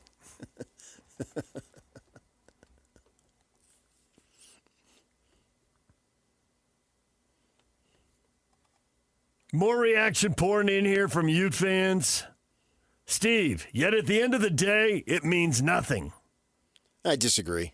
It was wildly entertaining. Well, don't you go to the games to have fun? Sure, but you had a slew of recruits there. Mm-hmm. That is so narrow thinking. College football is a perpetual build. More than ever. That was always true. Yes. And I think you would argue that something could be more true, but I think it's more true now. Well, because kids can come and be eligible immediately. Yep. Yes. So, no. 10-2. Because you could argue that that's probably a BYU fan who's thinking, well, they're not going to go to the title game. They're not going to go to the playoff. Okay. Well, if BYU doesn't go to the playoff, does Cincinnati's game mean nothing? Does a 11-1 season mean nothing? Of course it doesn't. I don't know what's going to happen, and I wouldn't say that they're a lock. I think it's a joke. I think if you go 11-2 and 11-1, you ought to be in the friggin' playoff. I think that's ridiculous to think that you wouldn't be in. And especially when the standard has been established, all you got to do is look good because you're being criticized for not looking good against Texas Tech. So the flip side of that, you can't have one without the other. The flip side is all you got to do is go to Arlington and look good. The flip side is they're not in the Big Ten or the SEC, and the game is rigged. I don't know. The game is rigged? The Big Ten and the SEC have set up the playoff game. Oh, the format is rigged. The format, yeah. Okay. Yes. You had me nervous there for a second. No, not the actual game. No, okay. No. Well, no, it should. Yeah, I know. I get your point. There have been enough gambling scandals lately. You can't really assume people don't know that's what you're talking about. No, it's just if you're in this league and you have one loss, you're at the bottom of the one-loss teams. Utah gets a ton of respect, so they're in the middle of the two-loss teams, not at the bottom of the two-loss teams. That qualifies as a ton of respect in the Big 12. Right, but then what you're doing is you're giving I keep saying El Paso with Texas Tech. I don't know why.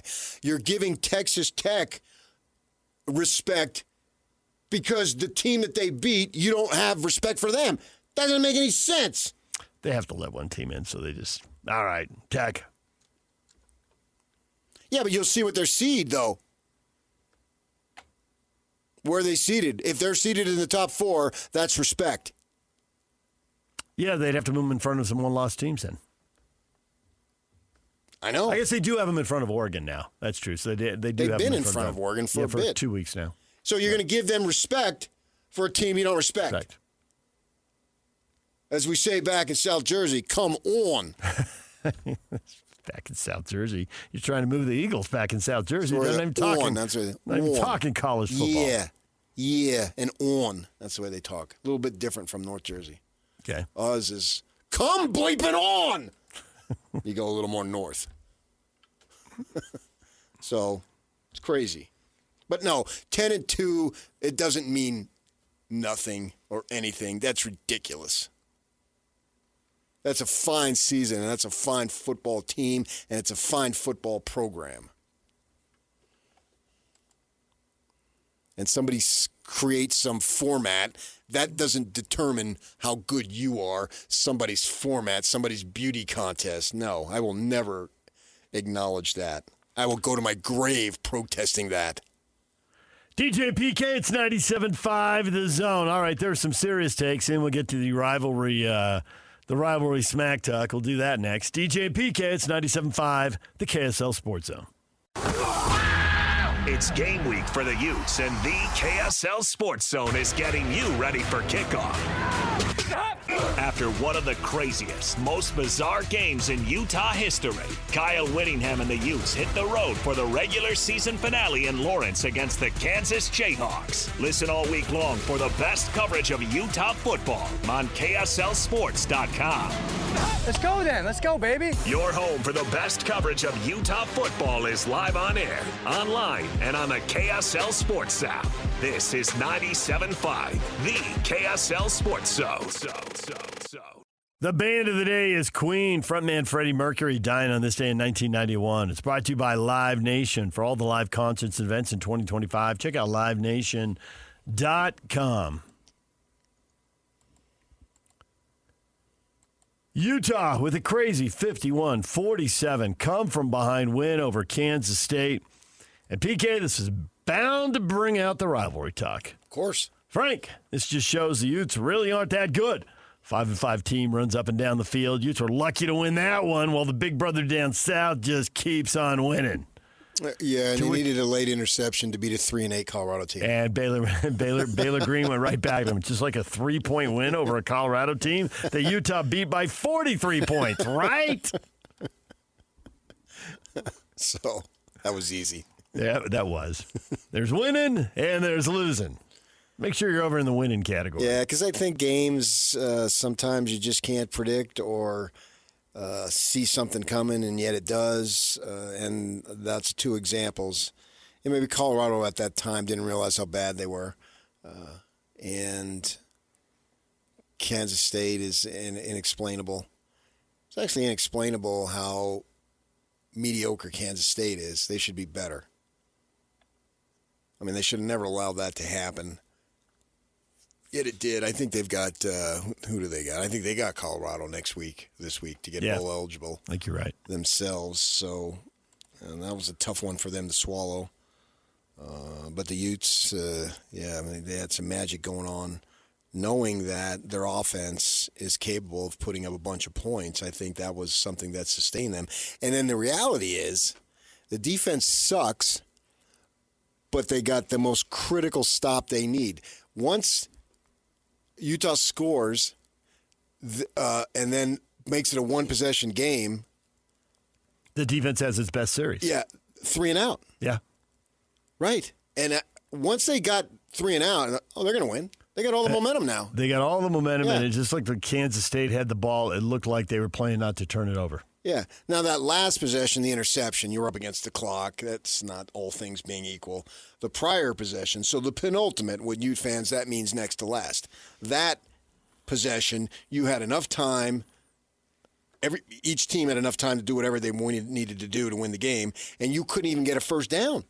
Couldn't even get a first down. And if you would have got a couple of first downs, at the very least, you require Utah to use their timeouts, and even if you get at least one first down, then you can get 3 more plays or 4 more plays because they would have used all their timeouts, and they would have been up against the clock. But no, it wasn't. It was barely even a 2-minute drill. So they sucked the whole game, except when they absolutely needed it, they got it. It doesn't make any sense. And yet there you are. Well, they reverted back to what we know about them at that point. Got amped up. And they did what they needed to do. So you got to give them credit for that. DJ and PK, it's 97.5, the KSL Sports Zone. When we come back, BYU, big road win number 10. We'll get your reaction to that next. Stay with us. We just like playing football. We've extended the season. We want to hang out together and play more football, and we can do that next week by getting a win. There's Kalani Sitake after BYU goes on the road and beats Cincinnati 26-14. They take a giant step towards playing for the Big 12 championship. How cool is that? Got a lot of thumbs up and a lot of hearts. A lot of people loved what they saw as BYU was able to grind out that 12-point win. And Frank says the most cool thing is it knocks the little brother up north out of any chance of playing for anything this year. Not going to let it go, PK. Also not exactly true, but that's it's not 100% true. No, it's not. It's likely. Tony says they will be a double-digit favorite at home against UCF. You can't take anything for granted. Play their game, and things will work out. Yeah, that's closer to the truth there. If Utah goes 11-2, then that would mean that the Sun Devils knocked BYU last year out of playing for anything. No. You were jacked to play that Colorado game. 100%. So, no. I'm not going to let some outside influence determine the quality of a football team. Did you and Kalani have a meeting and get together on this? Because I think that's what Kalani is saying without using those exact words. He's deflected every question that's come his way about that, about win the next game. I'm glad we won this game. Just about the things he can control. Win the last one, win the next one. But I disagree with him to an extent. Notre Dame puts up 70 with the point of putting up 70. Mm-hmm. And L.J. Martin scores that late touchdown. It looks better. They didn't create the system. They are in the system, so they got to play by the system's rules, however ridiculous they are. So that late touchdown that they scored makes it look better. So, and I know what Kalani's trying to say. He doesn't want to take the focus off of winning, and you can't assume, let's pile it on Tuesday and start talking. Hey, guys, we really need to pile it on. You haven't played the game yet, so I disagree with him, but I agree with his sentiment because he's a coach and he has to say that. It could set up a bad mindset. Right. Like you're telling your guys it's going to be an easy win. So, right. So does that make sense? I mean, I disagree with the philosophy, but I agree that he's saying it. Because as a coach, you have to say it. I'm not a coach. I don't have to worry about that. This team needs to go out and beat the snot out of UCF. Unfortunately for UCF, if they have a chance to pile it on. The Catholics did it. Yeah, PK, that's, I think, the point. Kalani can't talk about it during the week, but if afforded the opportunity, you got to do it. Pour it on. You got to do it, man. That doesn't mean you won reverses and Kingston's throwing the ball late in the fourth quarter when you're up by 24. But if you have an opportunity to play. So don't go down at the 1 yard line, LJ Martin. Continue across the goal line. Yes, exactly. Dillingham talked about this Saturday night. They scored a late touchdown. Mm-hmm. Now they're a long shot, but they've had a nice season given the injuries that they've had. And he said that he caught the eye of Deion Sanders, and Deion wanted to continue to play because he's got a freshman quarterback. Mm-hmm. And so he's taking timeouts in a game that they're not going to win. Mm-hmm. So they kind of gave each other the look like, okay, let's play, right? And so they score a late touchdown. It doesn't matter for them because they're not going to get there. But the point being that their victory looks a little bit better. Yeah. And so they played, and they got a kid who's a third-team running back, whatever it might be, and he scored a touchdown, his first of his, hopefully for him, for many. And so he was asked about that, and he said, this was set up like this. Game reps are a rare opportunity, and so if you want to coach and teach and all that stuff. So they need to do that. Did you ever have that happen to you when you were playing? What? Where there was a lopsided game? We were getting crushed once. We'd never seen full court zone press, and they were going to take it off because they were up by like 30 or 40, and our coach turned around, put the bleeping thing back on. We got to figure this out. So it's game reps. You got to. Yeah, baseball's a different sport that way. I know, but you put your finger in the dirt for a year in freshman football, and you got all the CYO basketball. So I don't know. You're a multi-sport athlete. Oh, Yeah, one time my father was coaching. He took me out. I said, put me back in. We got the game won. I said, I know, but I'm hot. See? There you go. So I've got no problem with them, and I think it's actually needed in a sense. Notre Dame, 70 points. Did they need to do that to win the game? No, but if it helps keep them in the playoff field, yeah. if it gets them a home game, depending on how things play out. It shouldn't have to be that way, but this is the ridiculous system. And the committee comes out, and the chairman says, well, they didn't look good. So it's about how you look. Clearly it's about how you look. Look different. Yeah. And pile it on if they've got that opportunity. And it's important that they do that because it is a beauty contest. And you're trying to do stuff beyond what you should need to do. And so far for them, and if you go 11-1 and you're left out, then it's a bogus system, and I don't want to hear it. Then there is no more realistic national champion than there was in 1984. Nobody's going to get left out at 11-1, I don't believe. But will you get left out at 11-2? Oh, so then they should say we're not going to play the game. 12-1, you have the automatic. You are 11-1. Now, I didn't say that. Anytime you achieve 11-1. And I don't care if you got 15 games left.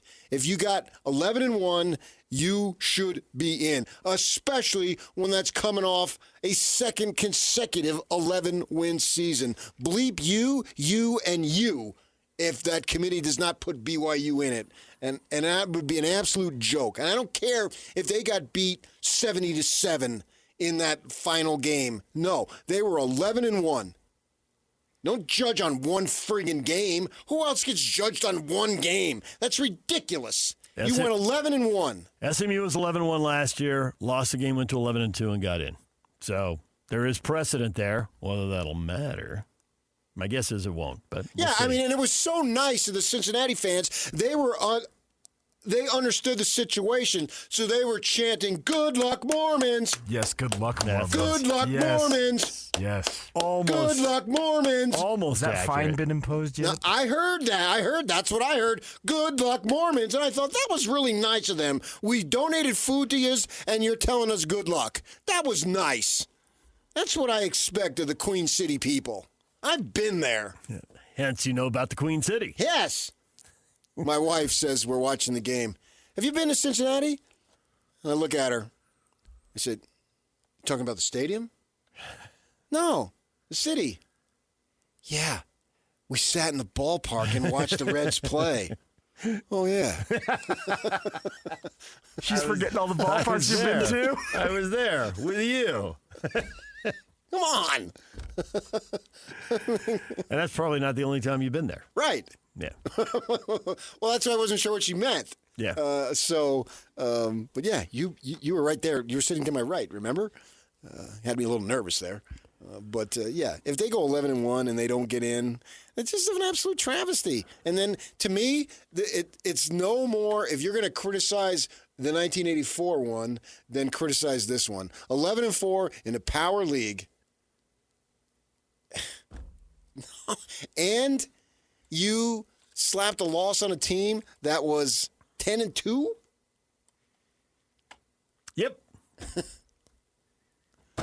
Yeah, do BYU fans want to hear that Utah comeback makes their record look even better? Mm-hmm. I think they should. Because a lot of the stuff I'm reading now, for whatever it's worth, I mean, everybody's got an opinion, and not everybody gets to write or talk about it. But a lot of people now are constantly noting, well, they had a win over a ranked team, but they're going to drop out. You know, Missouri's going to drop out, so it doesn't really carry the same weight. Right. Utah wins, so they won't drop out. I think in the moment you wanted to see them lose because it's fun to see them lose. But now that you get to think about it, you're like, okay, well. Especially you hadn't played Cincinnati yet. Oh, yeah. Right. Yeah. Right. Well, now you played Cincinnati. You got that win. And so now it's completely control your own fate. It's not destiny, because destiny, you can't control it. It just happens. And that's like anxious and eager. It drives me nuts when I hear that. And here, you just win the ball game. Now, you don't win the ball game, then you deserve all the ridicule that you're going to get. Win the ball game, and then, yeah, way to go, Utes. Thanks for helping us out. We appreciate it. That would tick off Ute fans even more. So that's what you should do. You should, when you go to work, next Monday, a week from today, give your Ute fans a hug. We couldn't have done it without you. That's going to irritate them even more. See, I know how to irritate people. And say, bless your heart while you do it. Yeah, thank you. So we appreciate your help climbing to the top. Speaking of irritation, Matthew says about, isn't it cool that BYU won? He says, not sure. I'm still reeling about the soul-crushing question you all asked a few days ago. Well, I already thought about that. Maybe next week is the most important game in BYU history, right? Until the next week. It just keeps going and going. And that's what you want. Like run-on sentences and long-winded questions. You don't want long-winded questions or run-on sentences, but you want the most important game this week to be superseded by the most important game next week because that meant you won that game. It means you won the last. You freaking idiot. It means you won the last big game. Who is that? How you hanging on? Where are you? Yeah. Matthew McCray. I'm in San Bernardino right now. Well, Matthew, you're stupid in this particular instance. Long-winded run-on, so you went with the question. Okay, I was slow on that one. You were? Way to go, Yak. Oh, no. That is the classic. That is the ultimate long-winded. You've had a few yourself. Thank you. You want to let people know, hey, I know hoop. I know to dive to the post. I know this and that. You can, with Locke, you get a little long-winded. And I usually check out, to be honest. Like last week when he said, oh, that was a brilliant question, I had long since checked out. It was just too long. I mean, if it's more than 10 seconds, I'm out. And I don't care how brilliant you are. And you're very brilliant when it comes to basketball. You know your basketball. There's no question about it. Now you going back to a Jersey again, didn't you? Basketball. That's the way they say it. Basketball. You got to get it up into the nasal passage. Basketball. Yeah, so. All right. But that's the prototypical long-winded question. Damian Hunter, he had checked out. And then he came back right at the end. How you hanging on? Where are you? I'm in San Bernardino right now. Tom Holmoe told me he laughed hysterically at that. I bet he did. The rest of us did. I don't see why. A friend of mine told me she pulled over on the side of the road because her eyes were tearing. That would have been great to hear it live. I didn't. Missed it. But now we get to hear it forever. We do. That's true. So I don't want to hear if they don't make it 11-1. If they finish 11-2, I don't care. They were still 11-1. And your SMU example is spot to freak on. That's why I have faith that they'll get in. Tony says the Cougars will be a double-digit favorite at home against UCF. Can't take anything for granted. Play their games and things will work out. They are a double-digit favorite. Have you seen the spread? I have not. Want to take a shot? 16. 18.5. Not bad. Utes? On the road at Kansas? Kansas, I'll go 9.5. 13.5. Yeah. Utah and BYU it's reasonable. To roll. Yeah. Big favorites. Your Devils playing Arizona? Oh, I think that would either be a pick 'em or maybe like 1 for Arizona. Maybe 2. Arizona State, 1.5. You're in the ballpark. Yeah. Boise State at Utah State? I'll go 8.3. 8.3. 3.5. Boise State by 3.5. Yeah, we'll get to Bronco here coming up. I mean, that was a great game. I watched the entirety of it. Yep. Because the timing played out perfectly. But that BYU win was a clutch win. That's the word that I want to use. We usually think of that more in like a basketball sense or maybe even a baseball sense. But I thought that was a clutch win. The defense was great. Yeah. And the offense, it looked like they were ready to break it open in the first half, but they couldn't finish drives. Kept getting across midfield, and then somehow it got messed up. Well, I don't know. The easy cliche is to say that the offensive line wore them down because in the fourth quarter, they just kept running right through. Well, that was L.J. Martin's finest moment as a BYU Cougar. Yeah. And looks like he has an opportunity to play in the NFL, and maybe this might be his last season. We'll see. Good on him, man. Another kid that had no business really being coming to BYU, but he did. He's making the best of it. He's flourishing, and they're counting on him. He's coming through. He stayed mostly healthy this season, and I'm happy for the young man. Having conversations with Aaron Roderick in the offseason, the kid really put in the work. That was what Aaron Roderick came back to that to me, told me multiple times. The kid put in the work, and now he's reaping the benefits, and that's so great. There was my guy down at Corner Canyon, Eric Kerr, the coach, an individual I respect at the highest level and someone I've known for many years. He had a quote after they won the title, and I get, they're the all-star team, blah, blah, blah. Okay, fine, whatever. He said a quote he said after the game. About work. Yeah. About putting in the work in the offseason. Without work, you're nothing. Without work, you're nothing.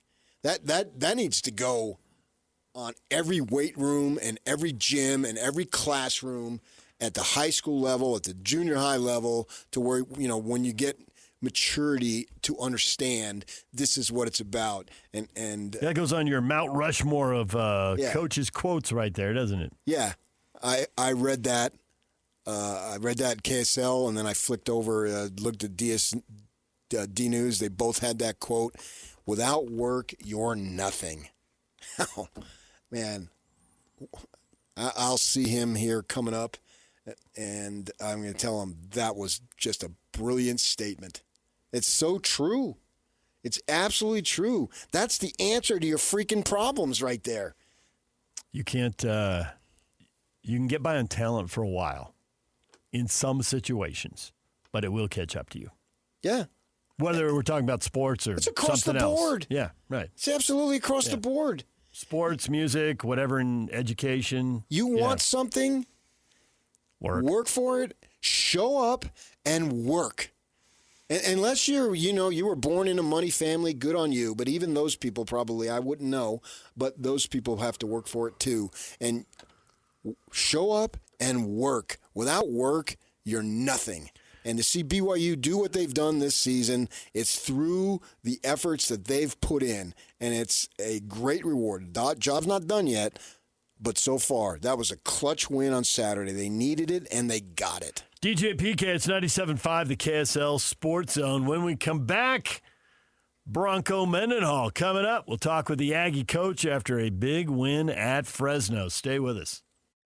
You've been listening to The Zone for decades. Yes! But now you can watch the guys break down your favorite teams. Some viewers may find the following video disturbing. Viewer discretion is advised. Catch the video stream of DJ and PK, Jake and Ben, Hanson Scotty, and JJ and Alex right now at KSLSports.com or by searching KSL Sports on YouTube. Utah's best sports radio is on air, online, and on the KSL Sports app. This is 97.5, the KSL Sports Zone. Want you to nominate the youth sports volunteer that you know for the Hercules Hero of the Week. Submit your nomination at KSLSports.com/contest and listen every Thursday afternoon to JJ and Alex for the winner. Help us celebrate the efforts of those volunteers making an impact with the Hercules Hero of the Week, sponsored by Hercules First Federal Credit Union and Beehive Meals. DJ PK, and we're joined now by Bronco Mendenhall. And Bronco, I've never done this before. I'm doing an interview with a guy who's all out of words to compliment his quarterback. He has used every single word he has. He still doesn't feel like he's complimented his quarterback enough, but he's out of words. You're out of words, aren't you? Out of words. That was spectacular. Is that a word you've used? I like that. So I'm taking suggestions now. I don't think I've used phenomenal yet. Okay. It was phenomenal. Bryson Barnes. Well, you still got more games to go. Well, there you go. And so I'm actually, my family is submitting words right now. And so I've got 2 games to go. And I don't feel like I have enough, quite frankly, in the bank. So feel free with your listeners to add as well. That would be great. And Barnes deserves all the love that he's getting. He's a gritty dude. We all saw it when you were not even in the state coaching, and we saw it at Utah to be able to do what he did. I mean, he had a great run. I was on the field when the Utes went down to beat USC. They need to get in field goal position. He comes up with a big run. So we've all known what he can do, and that's great. The thing that I wanted to hit you up is that I think some praise, some big-time praise, needs to go to your defense, which had struggled earlier in the year but has now got it going on these last couple of games. Yeah, there's been steady improvement. Lots of different types of opponents early in the year and different styles, and really working to find the identity and what would work best for this group against this team or against this league and the different teams in it. And so I would say really about the last 6 weeks, I saw significant kind of changes in moving to where now I think everyone else sees it, and it's manifesting in statistic and points allowed and helping us win games for sure. But, man, it's a process, and you try to expedite it as fast as possible. But the chemistry, the identity, the plan, the different things we're doing really helping us down the stretch for sure. Not only did you shut them out in the second half, but it felt like they only had, I don't know, maybe 3 first downs in the whole half, maybe 4, but I think it was 3. It was stifling, and does it go beyond improvement to really having figured it out? I would argue more of the second, but it's still I would say in between. I felt really good how we played against UNLV. That was the fewest points any team, any opponent had allowed against them all year, and it was on the road, and it took double overtime for them to still have the opportunity to have the fewest points. And so that performance, following the one from Nevada, following the one prior to that, and now this one on the road in addition, it was really a quality second half of football. We didn't play our best football in the first half, so we go in 17-7.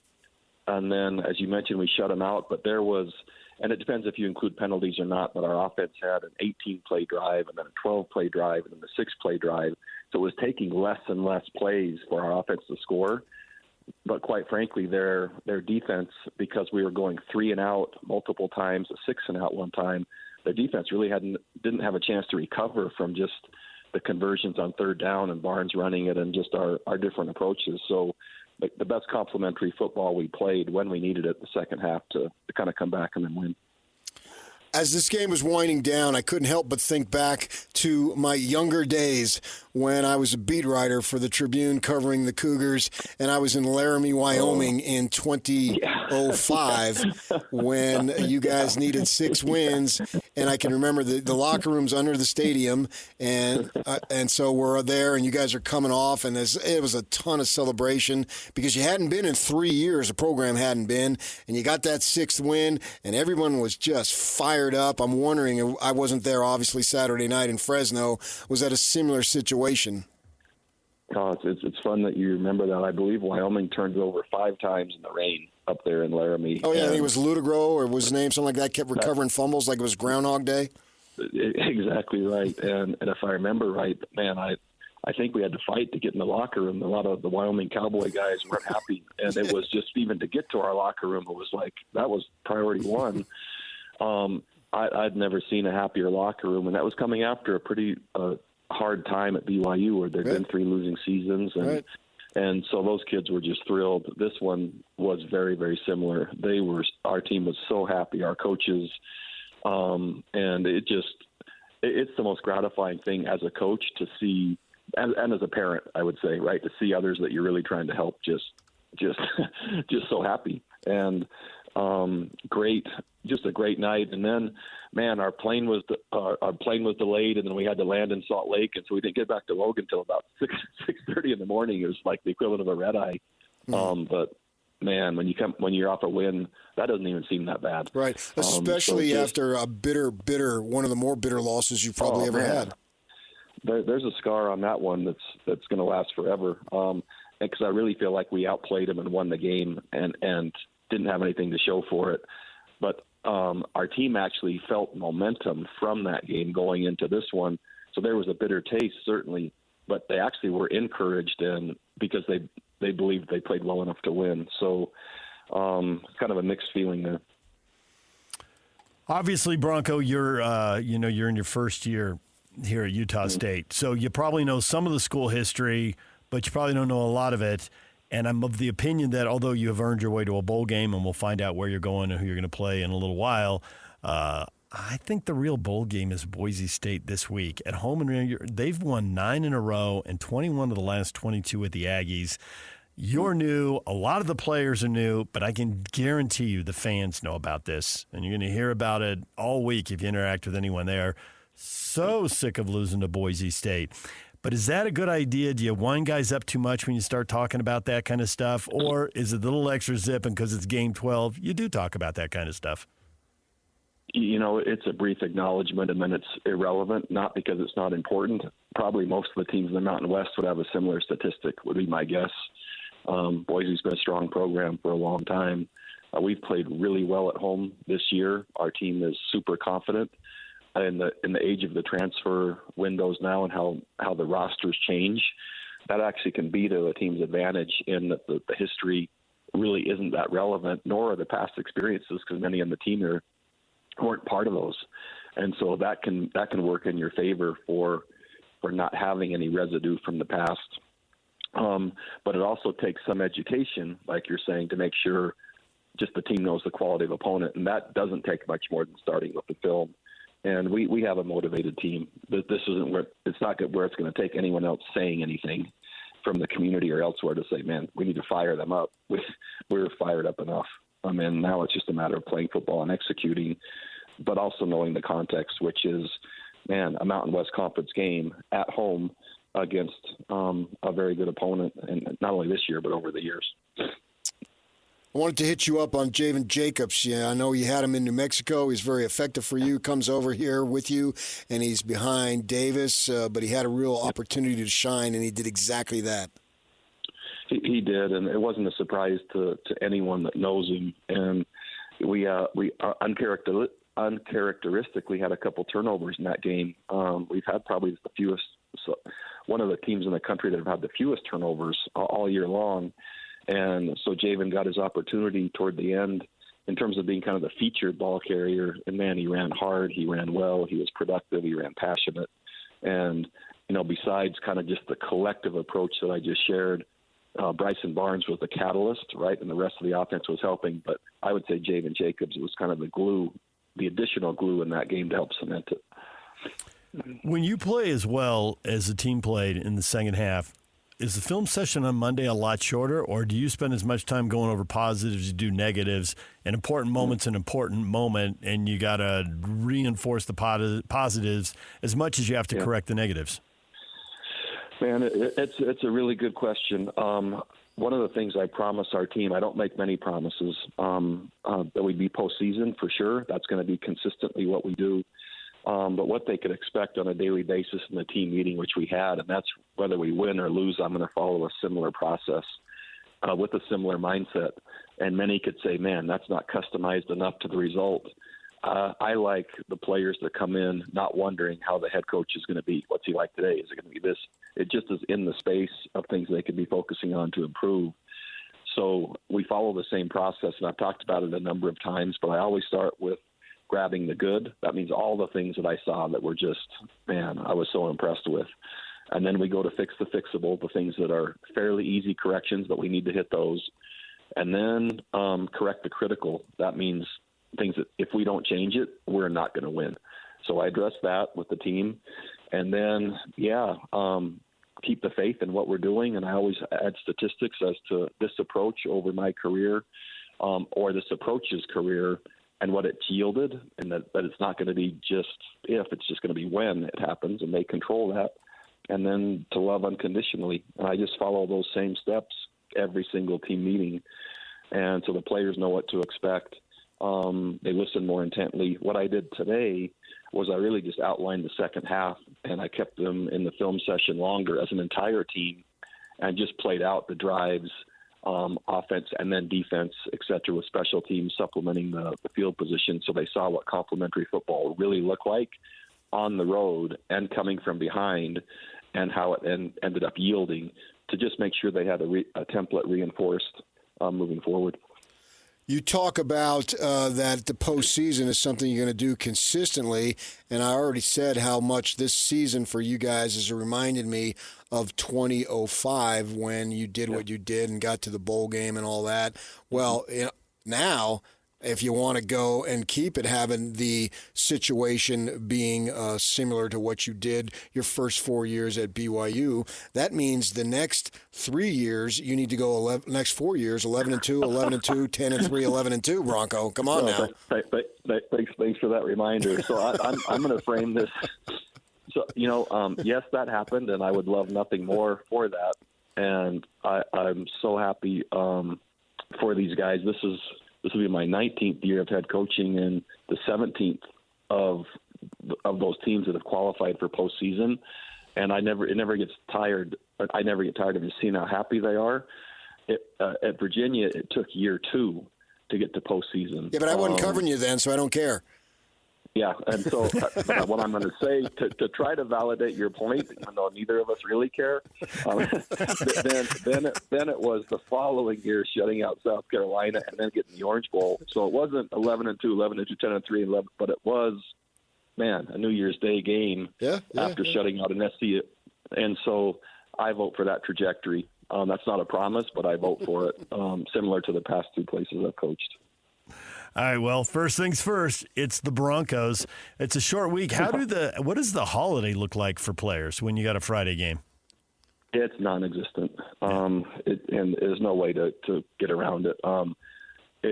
So it's similar to when you have Christmas for a bowl game, which we've been through. But this week we also play on Friday. So besides kind of the red-eye trip getting home, Friday at 2 is when we play. So there's one less day.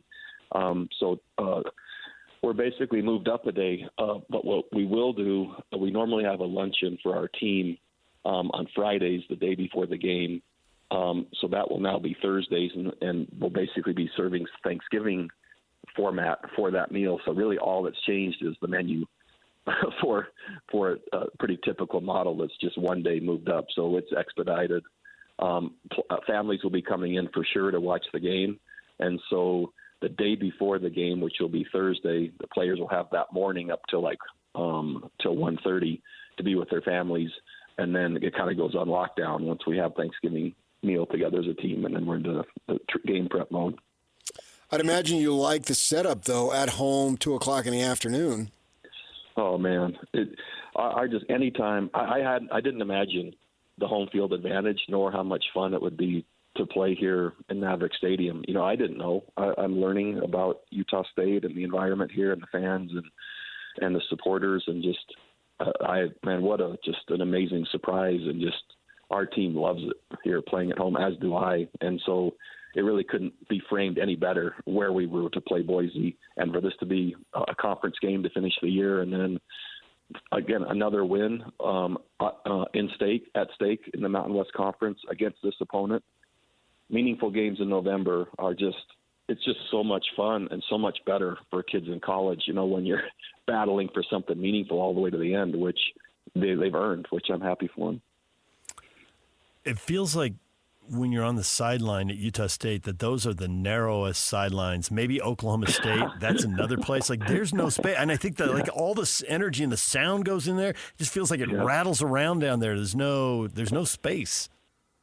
Man, it's a cool. Everyone's right on top of you. Yeah.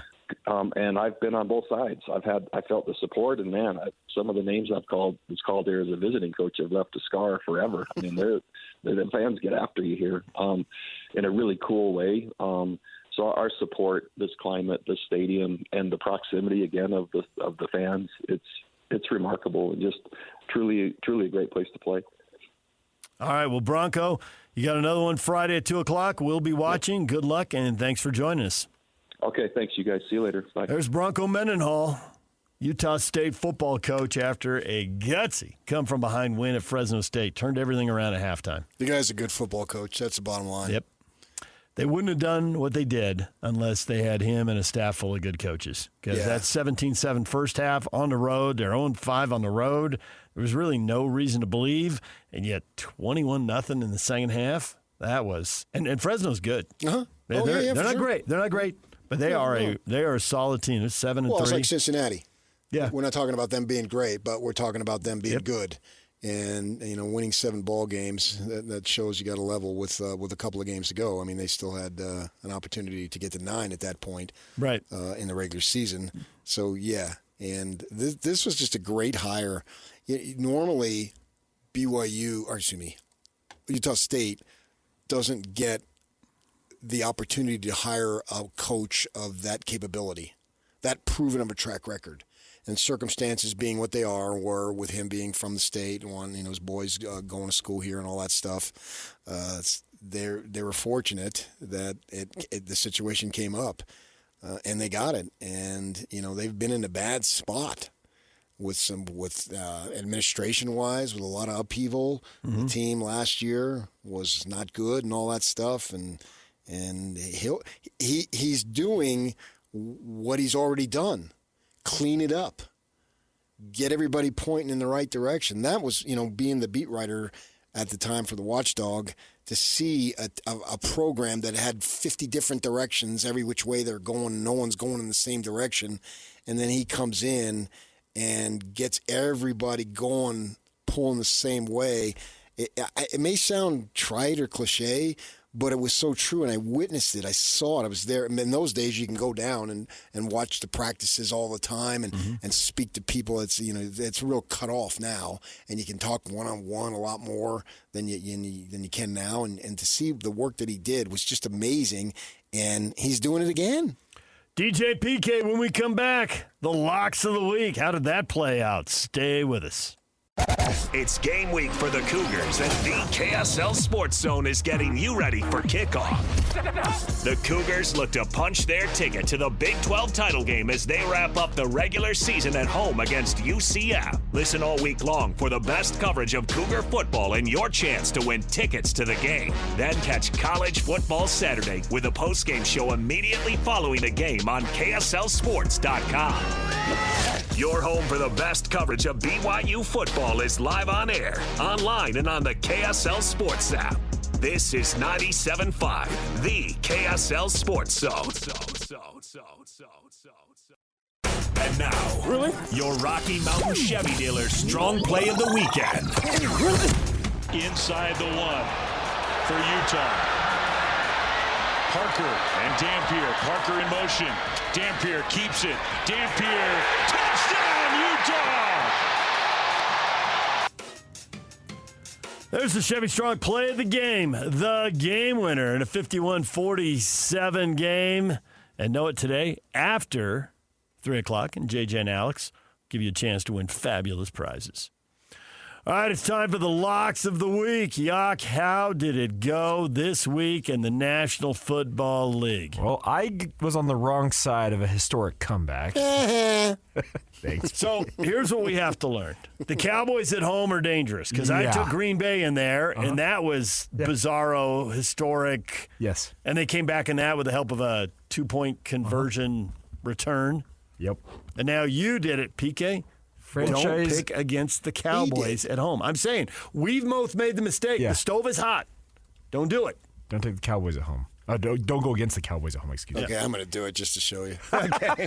Nice.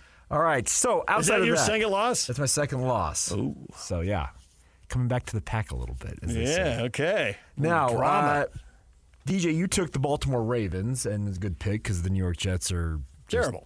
Awful, yeah. I was a little worried 7-3 at halftime. Fair, but they won 23-10. 23-10, and then PK took the New England Patriots, and they are apparently the surest bet in all of the NFL right now. That's 9 in a row. Yeah, 10-2. They beat the Bengals 26-20. Good work. Yeah, but you never know. I mean, Burrow didn't play, right? It was still only a 6-point game. Sure. That just boils down to the NFL. The NFL plays a lot of one-possession games. But this New England team, they look like a wagon. They're really good. They got it going on, but... They look like a wagon. It's not like they were just mauling them by any stretch. But they managed to win. That's all. In the NFL, that's all that matters. And there's no need to worry about anything else. It just simply is, do you win, do you not? Mm-hmm. I mean,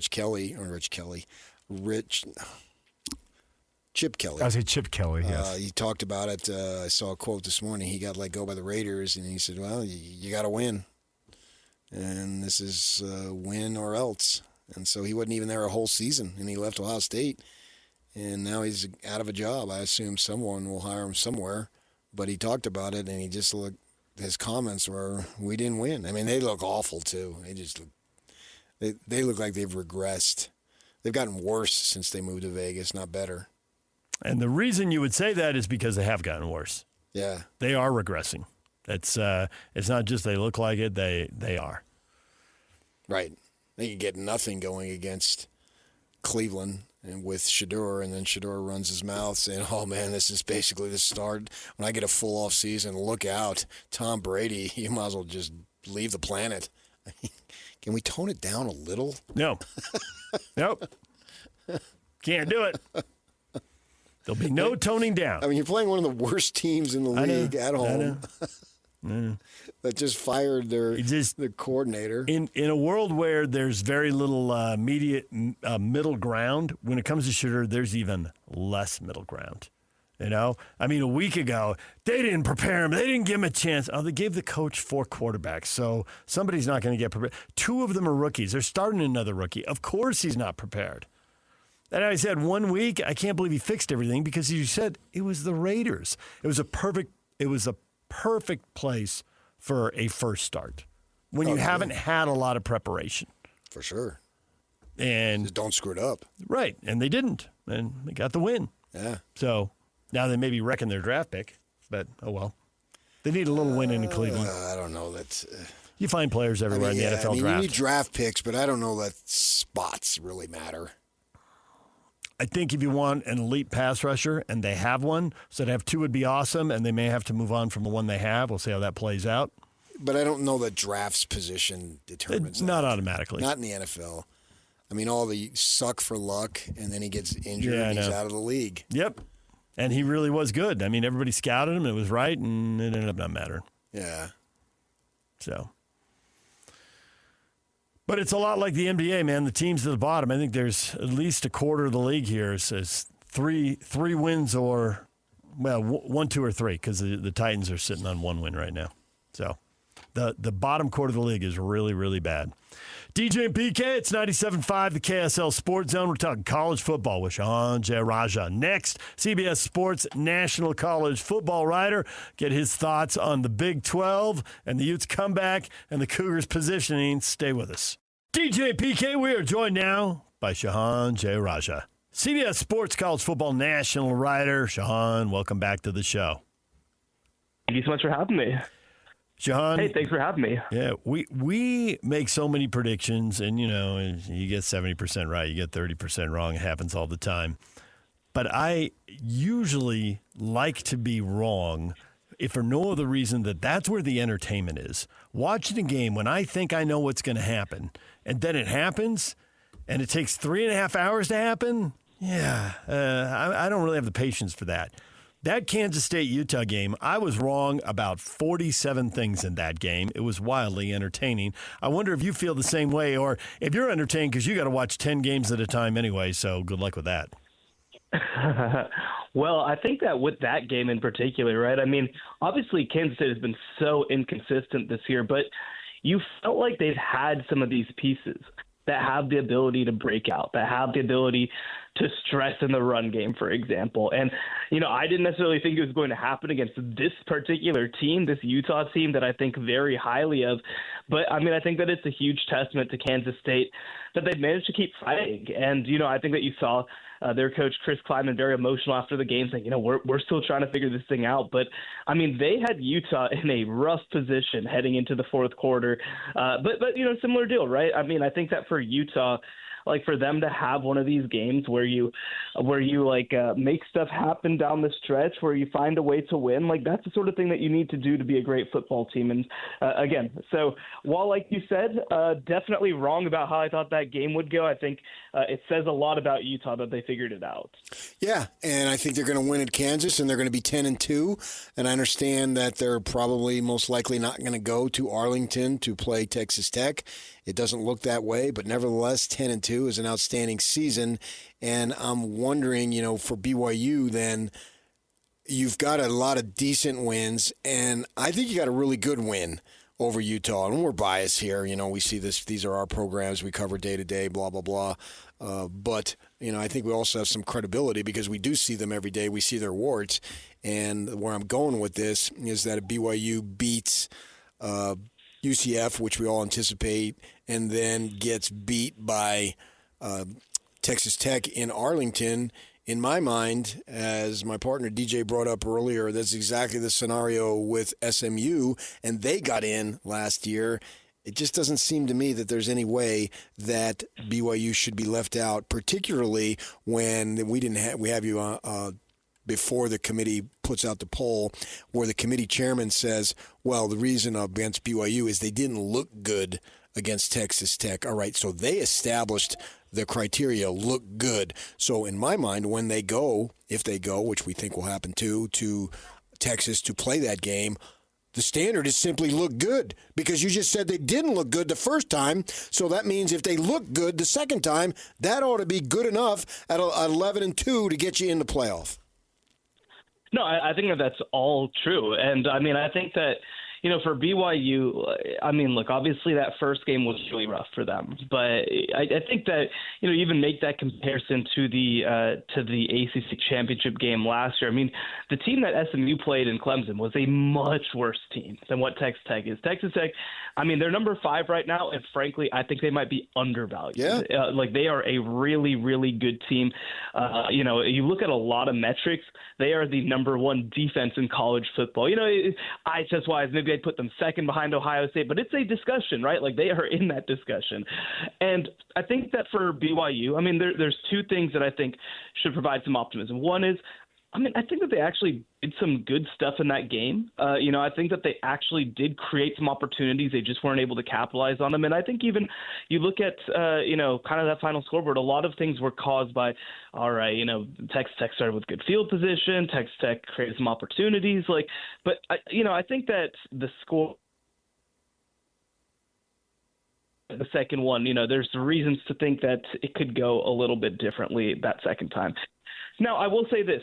I think that BYU probably does need something to happen in front of them with the way that the committee is treating them. I personally think, like you said, a team heading into a conference championship game at 11-1, like that team should be in the college football playoff. It shouldn't be a question that that team is in the college football playoff, especially, by the way, when you've got 2 lost teams that don't even have necessarily the resumes that BYU has ahead of them. And, you know, I've said this on other programs. I feel like one of the things that hurts BYU in sort of the perception of things, especially for people who don't, you know, not that the committee doesn't, you know, watch the games, because they do, but, you know, I think that one thing is, like, people look at these final scores, they look at some of these advanced metrics that really value beating teams up the way that Utah has, as opposed to winning games the way that BYU has. You know, I think that sometimes that puts them half a step behind in a way that I think, you know, frankly, is unrepresentative of necessarily the quality of these teams. So I do think that BYU probably does need something ahead of them to go right, like an Alabama in the Iron Bowl, something like that. But, I mean, the reality is, like you said, if they have a really close, really good game against a Texas Tech team that everybody acknowledges is at minimum a top 5 team in America, that should mean something to the committee. Are there any games, mythical games that could be played, BYU versus Alabama, BYU versus Notre Dame, BYU versus Oklahoma, the 2 lost teams right in front of them, where you are really sure how it would play out, whether BYU won or whether BYU lost? And I say this knowing full well we were just amazed by Utah and K-State, so who really knows? But nonetheless, how much confidence would you have picking BYU versus any of those 3 teams? No, I mean, it's a good question. And I think that, you know, the thing that's interesting about BYU is that I think that they are so versatile from a matchup perspective, right? I mean, they're a team that we kind of know their bread and butter is on defense. They're really good defending the pass. They're really good defending the red zone. And I think that especially when you look at some of these teams, I'm especially looking at an Alabama that can't run the ball. Like, I think that that's a huge issue if you're playing BYU, because I think that, again, it really limits your red zone opportunities when you have to throw into the teeth of that defense, when you're trying to throw over Isaiah Glasker and Jack Kelly, when you're trying to throw through, Sasuala back there. I think that that's something that matters, right? Now, again, I think by the same token, I would have some concerns, for some of these teams with defending BYU's offense. BYU's offense obviously struggled a little bit against Texas Tech. I think that one of the big things is, and actually I ran into a family member of Bear Bachmeyer's after the Texas Tech game, and he was like, man, I would have loved for them to toss the ball around a little more. And I think that's one of the things, right, is when you head into these big-time matchups, we're going to need to see them attack the edges just just a little bit more in the passing game than they have through most of this season. That's something that I think they're capable of doing with their personnel. But again, so I think it becomes very matchup based. I think that like Notre Dame, they're playing at a very high level. They also haven't been tested by a team like BYU in many, many weeks. I think that, Alabama, I think they'd really struggle to run the ball and become one-dimensional offensively. And so it would be, how does BYU hang against their defensive line? So all that to say, I think that BYU would definitely have a chance and a really good path to victory against almost any of these teams. I just can't believe the breaking news that Lane Kiffin is going to take the Cal job. Can you? Well, listen, man, I've been on the phone with you guys and off of my phone for 7 minutes. So you can't tease me like that. But nice. No, but it's so interesting. Like one, the whole Lane Kiffin drama, because it's like, I mean, look, Lane is a very good coach. I want to be clear about that. Like, he has led Ole Miss to quite literally their greatest period of success since racial integration in college football. At the same time, like, it's crazy. The highest paid coach in college football is going to be one that's never won a major conference championship. Like, that's crazy to think about in so many ways. And I think that, just talking to people around the industry, there really is sort of no idea what Lane is going to do. He's obviously so, he's so individual in his decision making. And so, talking to people again, I think that there really is a one-third chance between Ole Miss, Florida, and LSU, maybe leaning a little bit more LSU at this moment. But I mean, this saga has really dragged on, and this is, I think, one of the curses of these long coaching cycles. Is this is what we're going to talk about for a long, long time. It's amazing that he's kept it this quiet, because new coaches have to put staffs together and people who are in jobs have to let people know they're leaving. And so it's going to leak. But this hasn't. And I wonder if you think that this impacts the psychology of the Egg Bowl. And is there a world where Ole Miss comes out, lays, dare I say it, an egg, and loses the Egg Bowl to Mississippi State? Yeah, I mean, I think that, it's such an interesting matchup because, first of all, okay, yeah, you obviously have the dynamics of Lane and the distractions. And, I mean, look, again, like I mentioned, I think it's maybe a third that he picks either place. That's still a 2/3 chance that he leaves if that's the case, right? So all of his players kind of understand, like, he might not be here. He might not be here in the college football playoff when we make it. Like, I think that is a major psychology that they have to reckon with. I mean, again, it's similar deal, like, even with the fans. They don't know necessarily what it's going to look like whenever, the time comes. And then for Mississippi State, like, I mean, they are a scrappy team. They are a team that creates explosive plays. They're a team that actually is pretty underrated on the defensive line. I think that they really, really upgraded there over last offseason, going from a horrendous unit to a pretty good one.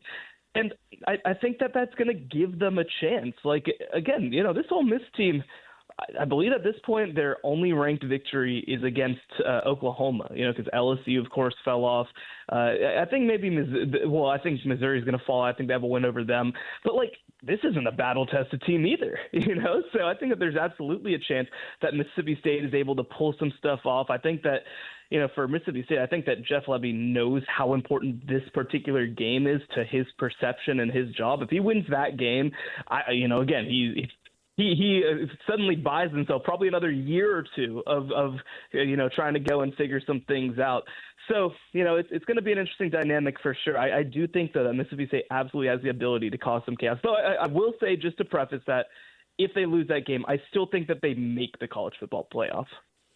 I assume you saw and heard Nick Saban's comments. This isn't a Lane Kiffin conundrum exclusively. It's a college football conundrum. So, I think we all agree to an extent, but what can be done about it? Because it seems like it's just getting crazier and crazier. Yeah, I mean, look, I think that obviously the cycle has sped up. Obviously the calendar's bad, but there's no calendar that could be different that's going to prevent what's happening right now. The Florida coach was fired in mid-October. Like, of course they're going to start their search when they fire their football coach. So I think there's a couple pieces of this. One is, well, then the schools have to not fire as early as they do. Also, you have to eliminate points of contact for the new coach until, quote unquote, the appropriate time. But here's the reality of the situation. We're talking about, well, coach should do this or school should do this or the NCAA should do this. It's the agents, man. Like it's the agents. They're the ones who are, kind of able to orchestrate so much of this stuff behind the scenes. They're the ones who are able to make contact in permissible ways with schools. Like there's not really a way to avoid that unless you really want to heavily regulate agents, which, especially in SEC country is a non-starter of an issue, let's say. So again, I just think that that's a little bit silly in trying to think that that's how any of this works. I mean, Nick Saban was of course represented by the best agent in the sport, Jimmy Sexton, and Jimmy Sexton is a very powerful person who knows how to get the most for his clients. And here's the reality too, right? Is that there are ways that even if Lane was leaving, that this could have been handled in a quieter way, that this could have been managed in a quieter way. He doesn't have to go on Pat McAfee and do interviews where he doesn't commit to anything. Like this is the sort of thing that he doesn't have to do. So yeah, I mean, are there things about the calendar that could be adjusted? Are there rules that could be passed to make things a little easier? Sure. But the reality of the situation is that the people who really kind of drive this stuff are people who really aren't governable. So the NFL can regulate agents, that's the difference, because they have their draft and free agency later, and obviously the equivalent would be recruiting in the transfer portal for college. If they went back to a February date and moved the transfer portal after spring football. So, I mean, I think that's, obviously sort of an interesting situation because, one, I mean, when you talk about the regulating from an agent's perspective, well, when you talk about the NFL versus college, there's like a licensing process that the NFL does, right? They have like a whole, and the Players Association does it, and there's no Players Association because the players aren't employees. Yes, and on top of that, and I mean, I'm certainly not a lawyer, so I won't speak to it too much. But I would also be curious. Obviously, there's the collectively bargained piece, but then again, I don't know if even sort of the antitrust exemption piece that the NFL has that college football doesn't have plays a role in it as well. So again, there's some avenues that the NFL has available to them and pro sports in general that college athletics, at least at this moment, does not. Obviously, we'll see if some of that changes with some of the legislation that seems to be moving slowly through the system.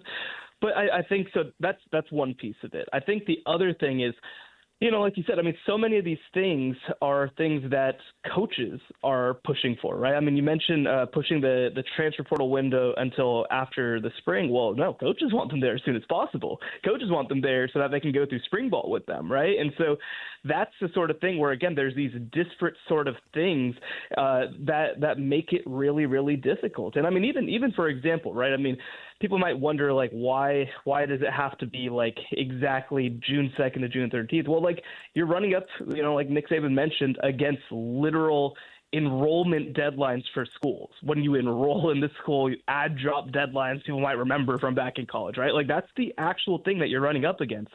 And I mean, look, it's easy for Nick Saban to just kind of say, well, schools should completely bend their will for college football specifically, but that's not realistically going to happen. These schools, college football is a big part of what every one of these schools does.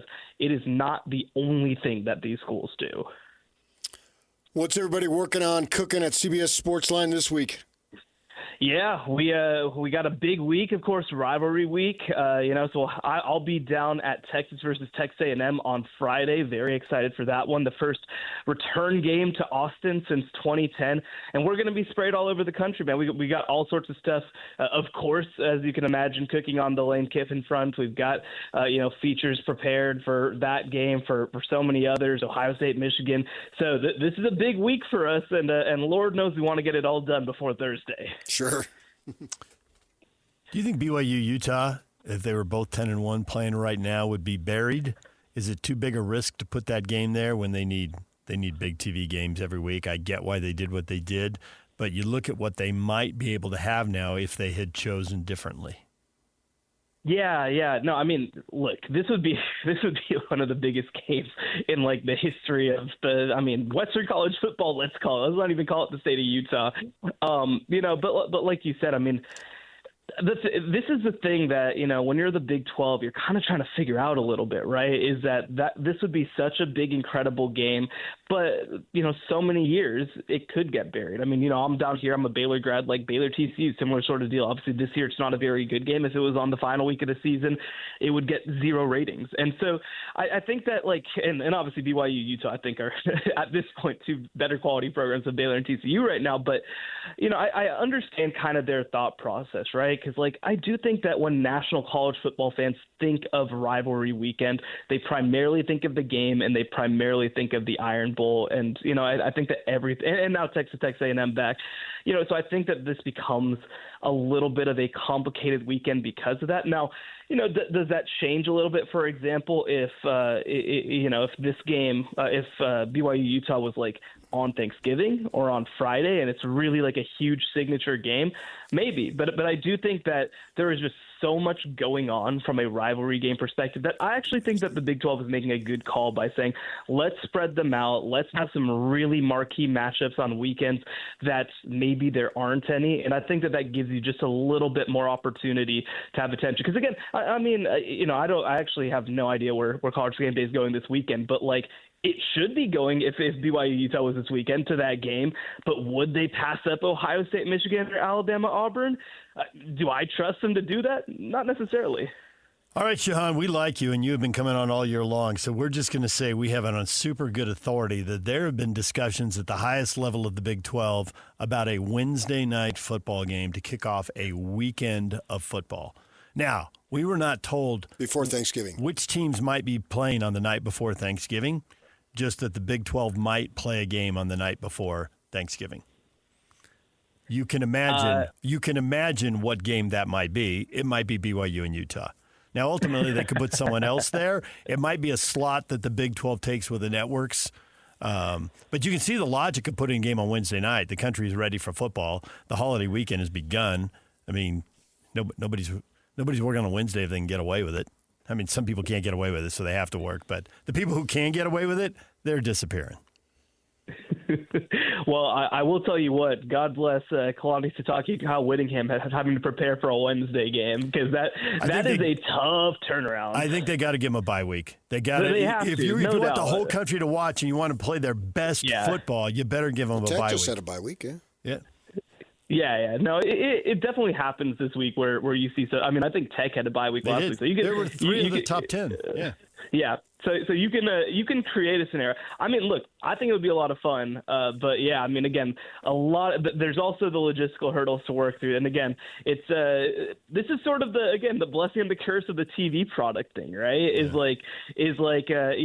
I think that would be really fun to watch as a college football fan. But man, it's also your marquee match of the season is on this weird kind of distorted week. That would be also kind of a weird situation. So I'd have to sit and think in that, but I mean, I don't know. I mean, I do like that the Big 12 is willing to say, let's try to figure out where we can fit in. You can pull a quote. Mark Harlan was on our show, athletic director, and referenced a phone call with the Big 12 commissioner. So if you end up writing the story, pull a quote and, give us a shout out. Will do. Will do. All right. Thanks, Shehan. We appreciate it. Enjoy that Texas A&M game. That's an awesome game to get assigned to, man. That place ought to be on fire. Yeah, I'm very excited for it. You guys know that I'm a Texas through and through. I was at the one last year. I think this one is going to be a little bit more interesting. Yeah, so right. Very excited for it. Yep. All right. Thank you. We appreciate it. Thank you so much for having me. All right, DJ and PK, it's 97.5, the KSL Sports Zone. When we come back, everything you missed in this show and a couple of new things, too. Next, stay with us. It's game week for the Utes, and the KSL Sports Zone is getting you ready for kickoff. After one of the craziest, most bizarre games in Utah history, Kyle Whittingham and the Utes hit the road for the regular season finale in Lawrence against the Kansas Jayhawks. Listen all week long for the best coverage of Utah football on KSLSports.com. Let's go then. Let's go, baby. Your home for the best coverage of Utah football is live on air, online, and on the KSL Sports app. This is 97.5, the KSL Sports Zone. Slacker Ready headlines are brought to you by Trajan Wealth. Call Trajan Wealth today, your local trusted financial fiduciary. Call them at 801-210-6800 or visit their website at TrajanWealth.com. We have talked a lot of college football this morning. I don't think the Utes' postseason is going to be changed or shaped by the wind, but, man, just for 3.5 hours of entertainment and for seniors who want to win the last game, and if that was Kyle Whittingham, or last home game, if Kyle Whittingham, if that was his last home game, what a way to go out. That game was wildly entertaining, PK. Well, and also for recruits on the sidelines. Yes, for the future, you're right. I mean, you're always recruiting. They had guys there. They got a quarterback commit out of it. They did. Look at the environment. Where was he? Was he committed to UCF or something? UCF flipped overnight. Yeah, and who Kane knows? Archer. And maybe he's a hell of a quarterback. We have no idea. I mean, that's the first time hearing of him. And maybe he'll transfer before he ever plays, so who knows? Who knows? But nonetheless, you'd rather do well in recruiting than not, and then let the later chips fall where they may. You don't want to have a bad day recruiting. So right. And the I thought the thing about the game was there were they've had these 3 night games in a row, and a lot of people have left early. And the ASU weather was horrific that you would even show up. Yeah, it was awesome. And that other people are leaving these blowouts, and it's 10:15 at night, and it's a 30-point game. I totally get it. There were people bailing at halftime and throughout the second half. And Kyle referenced it in his postgame. They noticed it on the sideline. I was struck that at the south end, which those are more expensive and I assume corporate, those looked like they were 10 or 15% full at the end of the game. Well, yeah, I think you're overlooking the fact they wanted to get home and watch BYU. Oh, okay. And then at the north end zone, it was packed, and it was bedlam. It was like opposite ends of the stadium, totally different environment. Well, because they're drunk. Okay. All right, thanks. We're not going to have a serious discussion Look at you go. It's definitely 9:30. all the wealthy BYU entrepreneurs who have to go for corporate reasons and sit in the south end zone. I mean, in the north, they got nowhere to go. Yeah. Who wants to go home in their trailer? Well, then when they pick ends, usually you pick based on the sun or the wind or whatever. Is like you got to play in front of the north end zone fans. That was a chaotic environment in the best sense of the word. No field storming after beating a 5-5 team. I assume you appreciated that. Right. Yeah. But chaos. We were down on the field at the end of the game, and the stands were, it's easy to say, oh, they erupted in the stands. They really did. Well, I've been down there for many, many games and some of their finest moments. And what percent of that was the craziest game people I've were like, been have you ever seen anything like that? You don't want to rain on people's parade in the moment, but I'm like, oh, did you see the USC-Utah game, 43-42? But that was sort of back and forth. It was back and forth. That was a traditional, quote, slugfest. They were down 14 in that game, though, a couple of times. Yeah, but everybody knows SC's defense. Yeah, SC's defense always, there's going to be a chance. Right. Whereas it was just these 80-yard runs. You're like, what is going on? Right. I was talking to a security guard, and he's just going, oh, man, I'm yeah. And then he goes, who do you guys play next week? It dawned on me, he thought I was from Kansas State. First of all, I don't play anybody. Yeah, look at me, man. I got a bad knee, and I want to protect my Achilles. He clearly thought, because when you come out, you come down the southwest side. You end up standing by the entrance to their locker room. Yeah. And that's where they let us go down on the field. Plus, you were wearing purple. Yeah, I was not wearing purple. I had on gray. I make sure I never wear any color associated you make with that anybody. mistake once early in your career, you never make it again. I wear red to a women's BYU-Utah basketball game and got lit up. And I didn't even think of it. Yep. And I think now you've just learned gray, brown, and green. Yeah. Stay with the earth tones, people. Yeah, right. Yeah. And especially when it's colder. But yeah, it was a crazy ending. It was fun. I don't, when you think about it, DJ. When somebody says, okay, what did it mean? What does any of it mean? I know. If you want to go big picture. I know there was a whole bunch of discussion about, well, now the committee's going to have a reason, hey, they didn't look good. They're going to have a reason to drop them. And I realize you want to be ranked as high as you are, and probably that goes back to recruiting too. I don't think they'll drop them that far.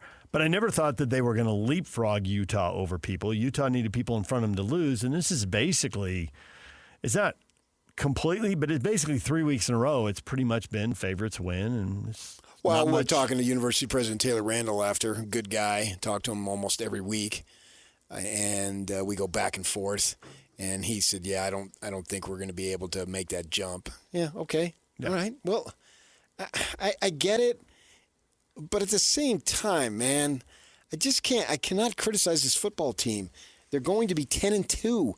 And one of the losses was a three-pointer, and the other one, you were down by 3 late in the game. And we've been watching football a long time, and anytime a team says we had a 10-win season, that is a mark of excellence. Yeah. Coaches get new jobs or new contracts off of it. And you build momentum off of it. Yeah, you do. If I was a kid and I was recruited by the University of Utah to play football, I would be ecstatic. If I was a parent and my kid was in the same situation, I would be ecstatic. Yeah. This can set you up for life, help point you on the right track. All the things that are positive about sports the U of U can offer. We talked about BYU, and while the Ute game was wildly unpredictable, I thought the BYU game was completely predictable. It's what we talked about on Friday.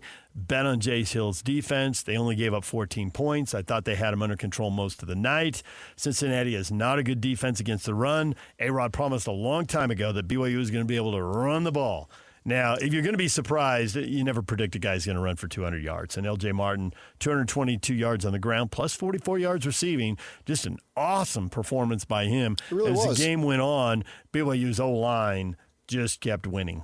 And offensive line has been very good this year. And Utah's got a lot of publicity, but BYU's has been good too. Yeah. Yeah, and that's important. And then L.J. broke every tackle he needed to, and even when they got him down, he was finishing falling forward for another yard or two, and it was a rock solid. It was a 6-point game, so you knew anything could happen. One bizarro bounce or whatever, but BYU was in control. Most teams have a particular formula in which they win. Mm-hmm. This is BYU's formula to win in 2025. Yep. So they're going to be criticized for it. It doesn't make any sense that this is the way they play to win, and they win this way. So it's not pretty enough. It's not sexy enough.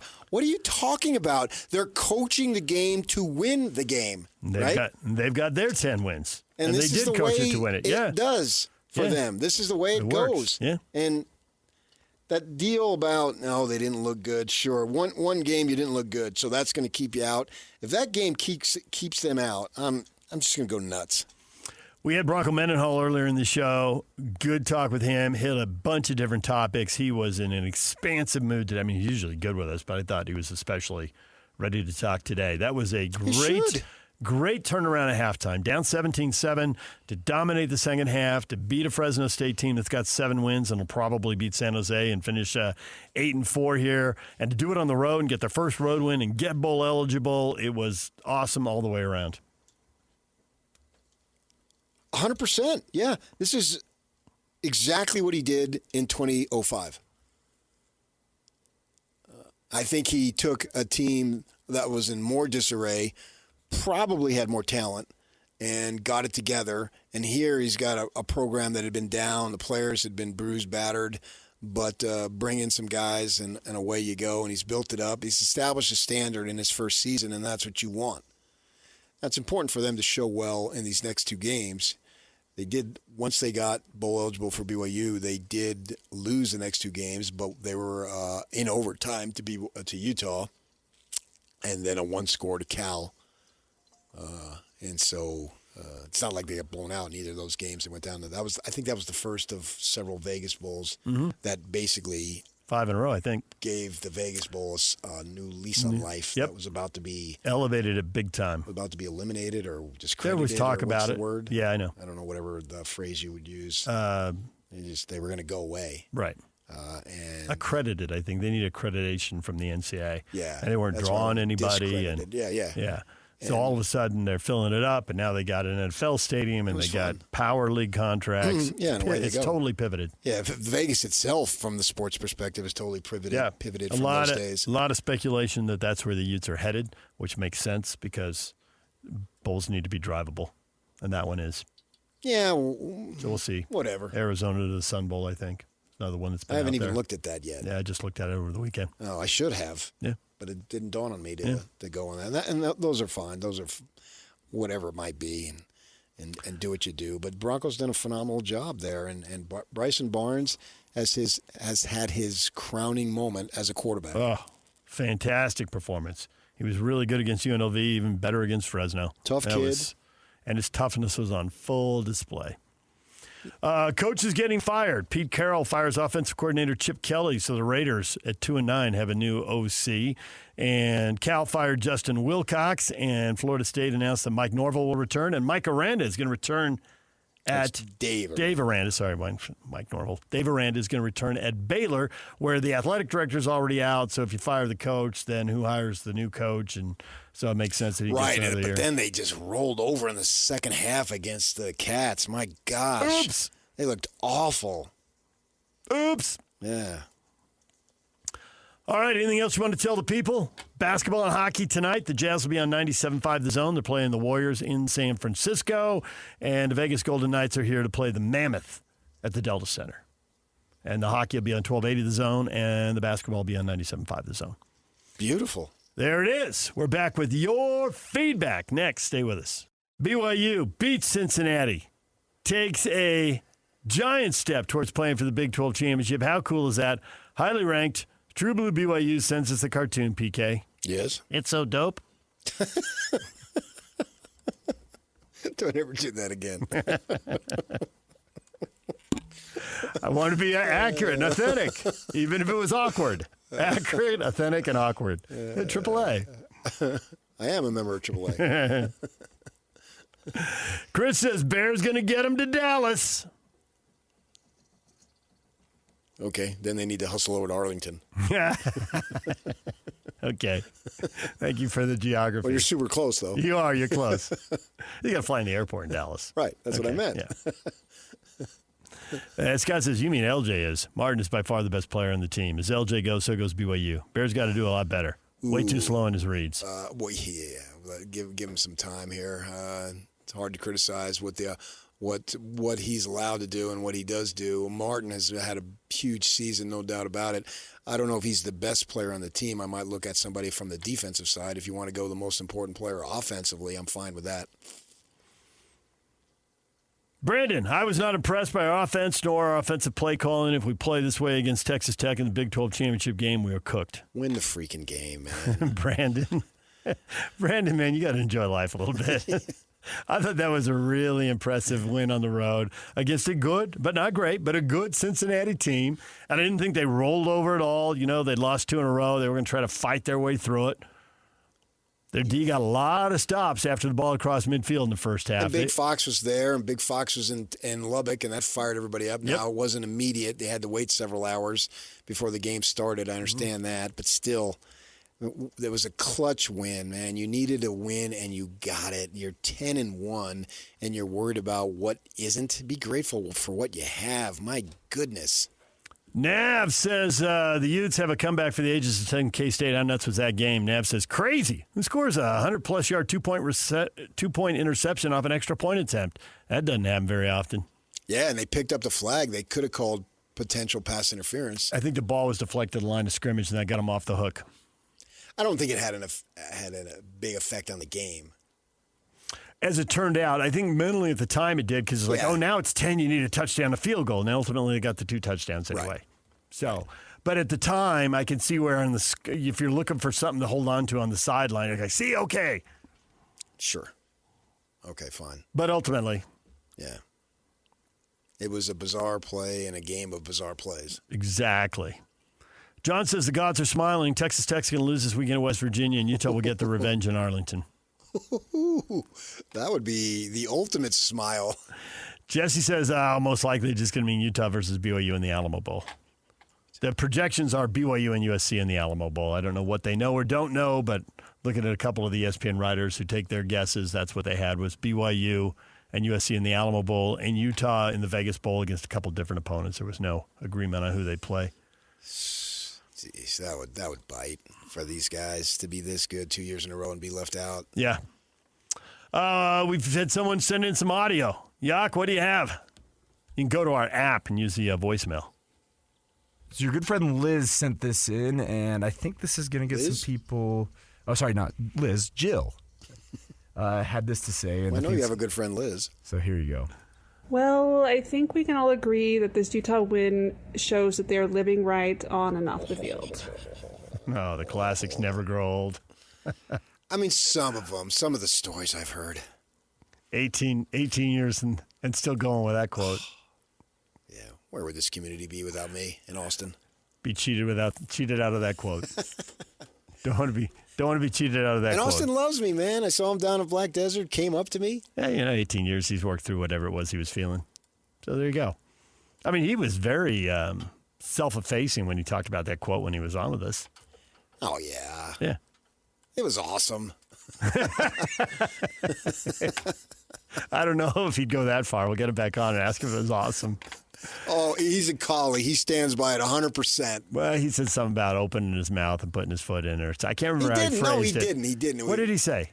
He said something self-effacing that he shouldn't have said it or he popped off. How did he phrase it? He used some expression. I don't know what it was. It was very self-effacing, and I thought it reflected well on him. That 18 years later, is that what you're saying? Yeah, that he approached it, yes, when he came on with us. For people who walk around, you and I know different, but people walk around thinking somebody hates you or whatever. Yeah. That was not his attitude at all. Give me a team, any sport, any time, full of guys like Austin Collie, and I'm winning.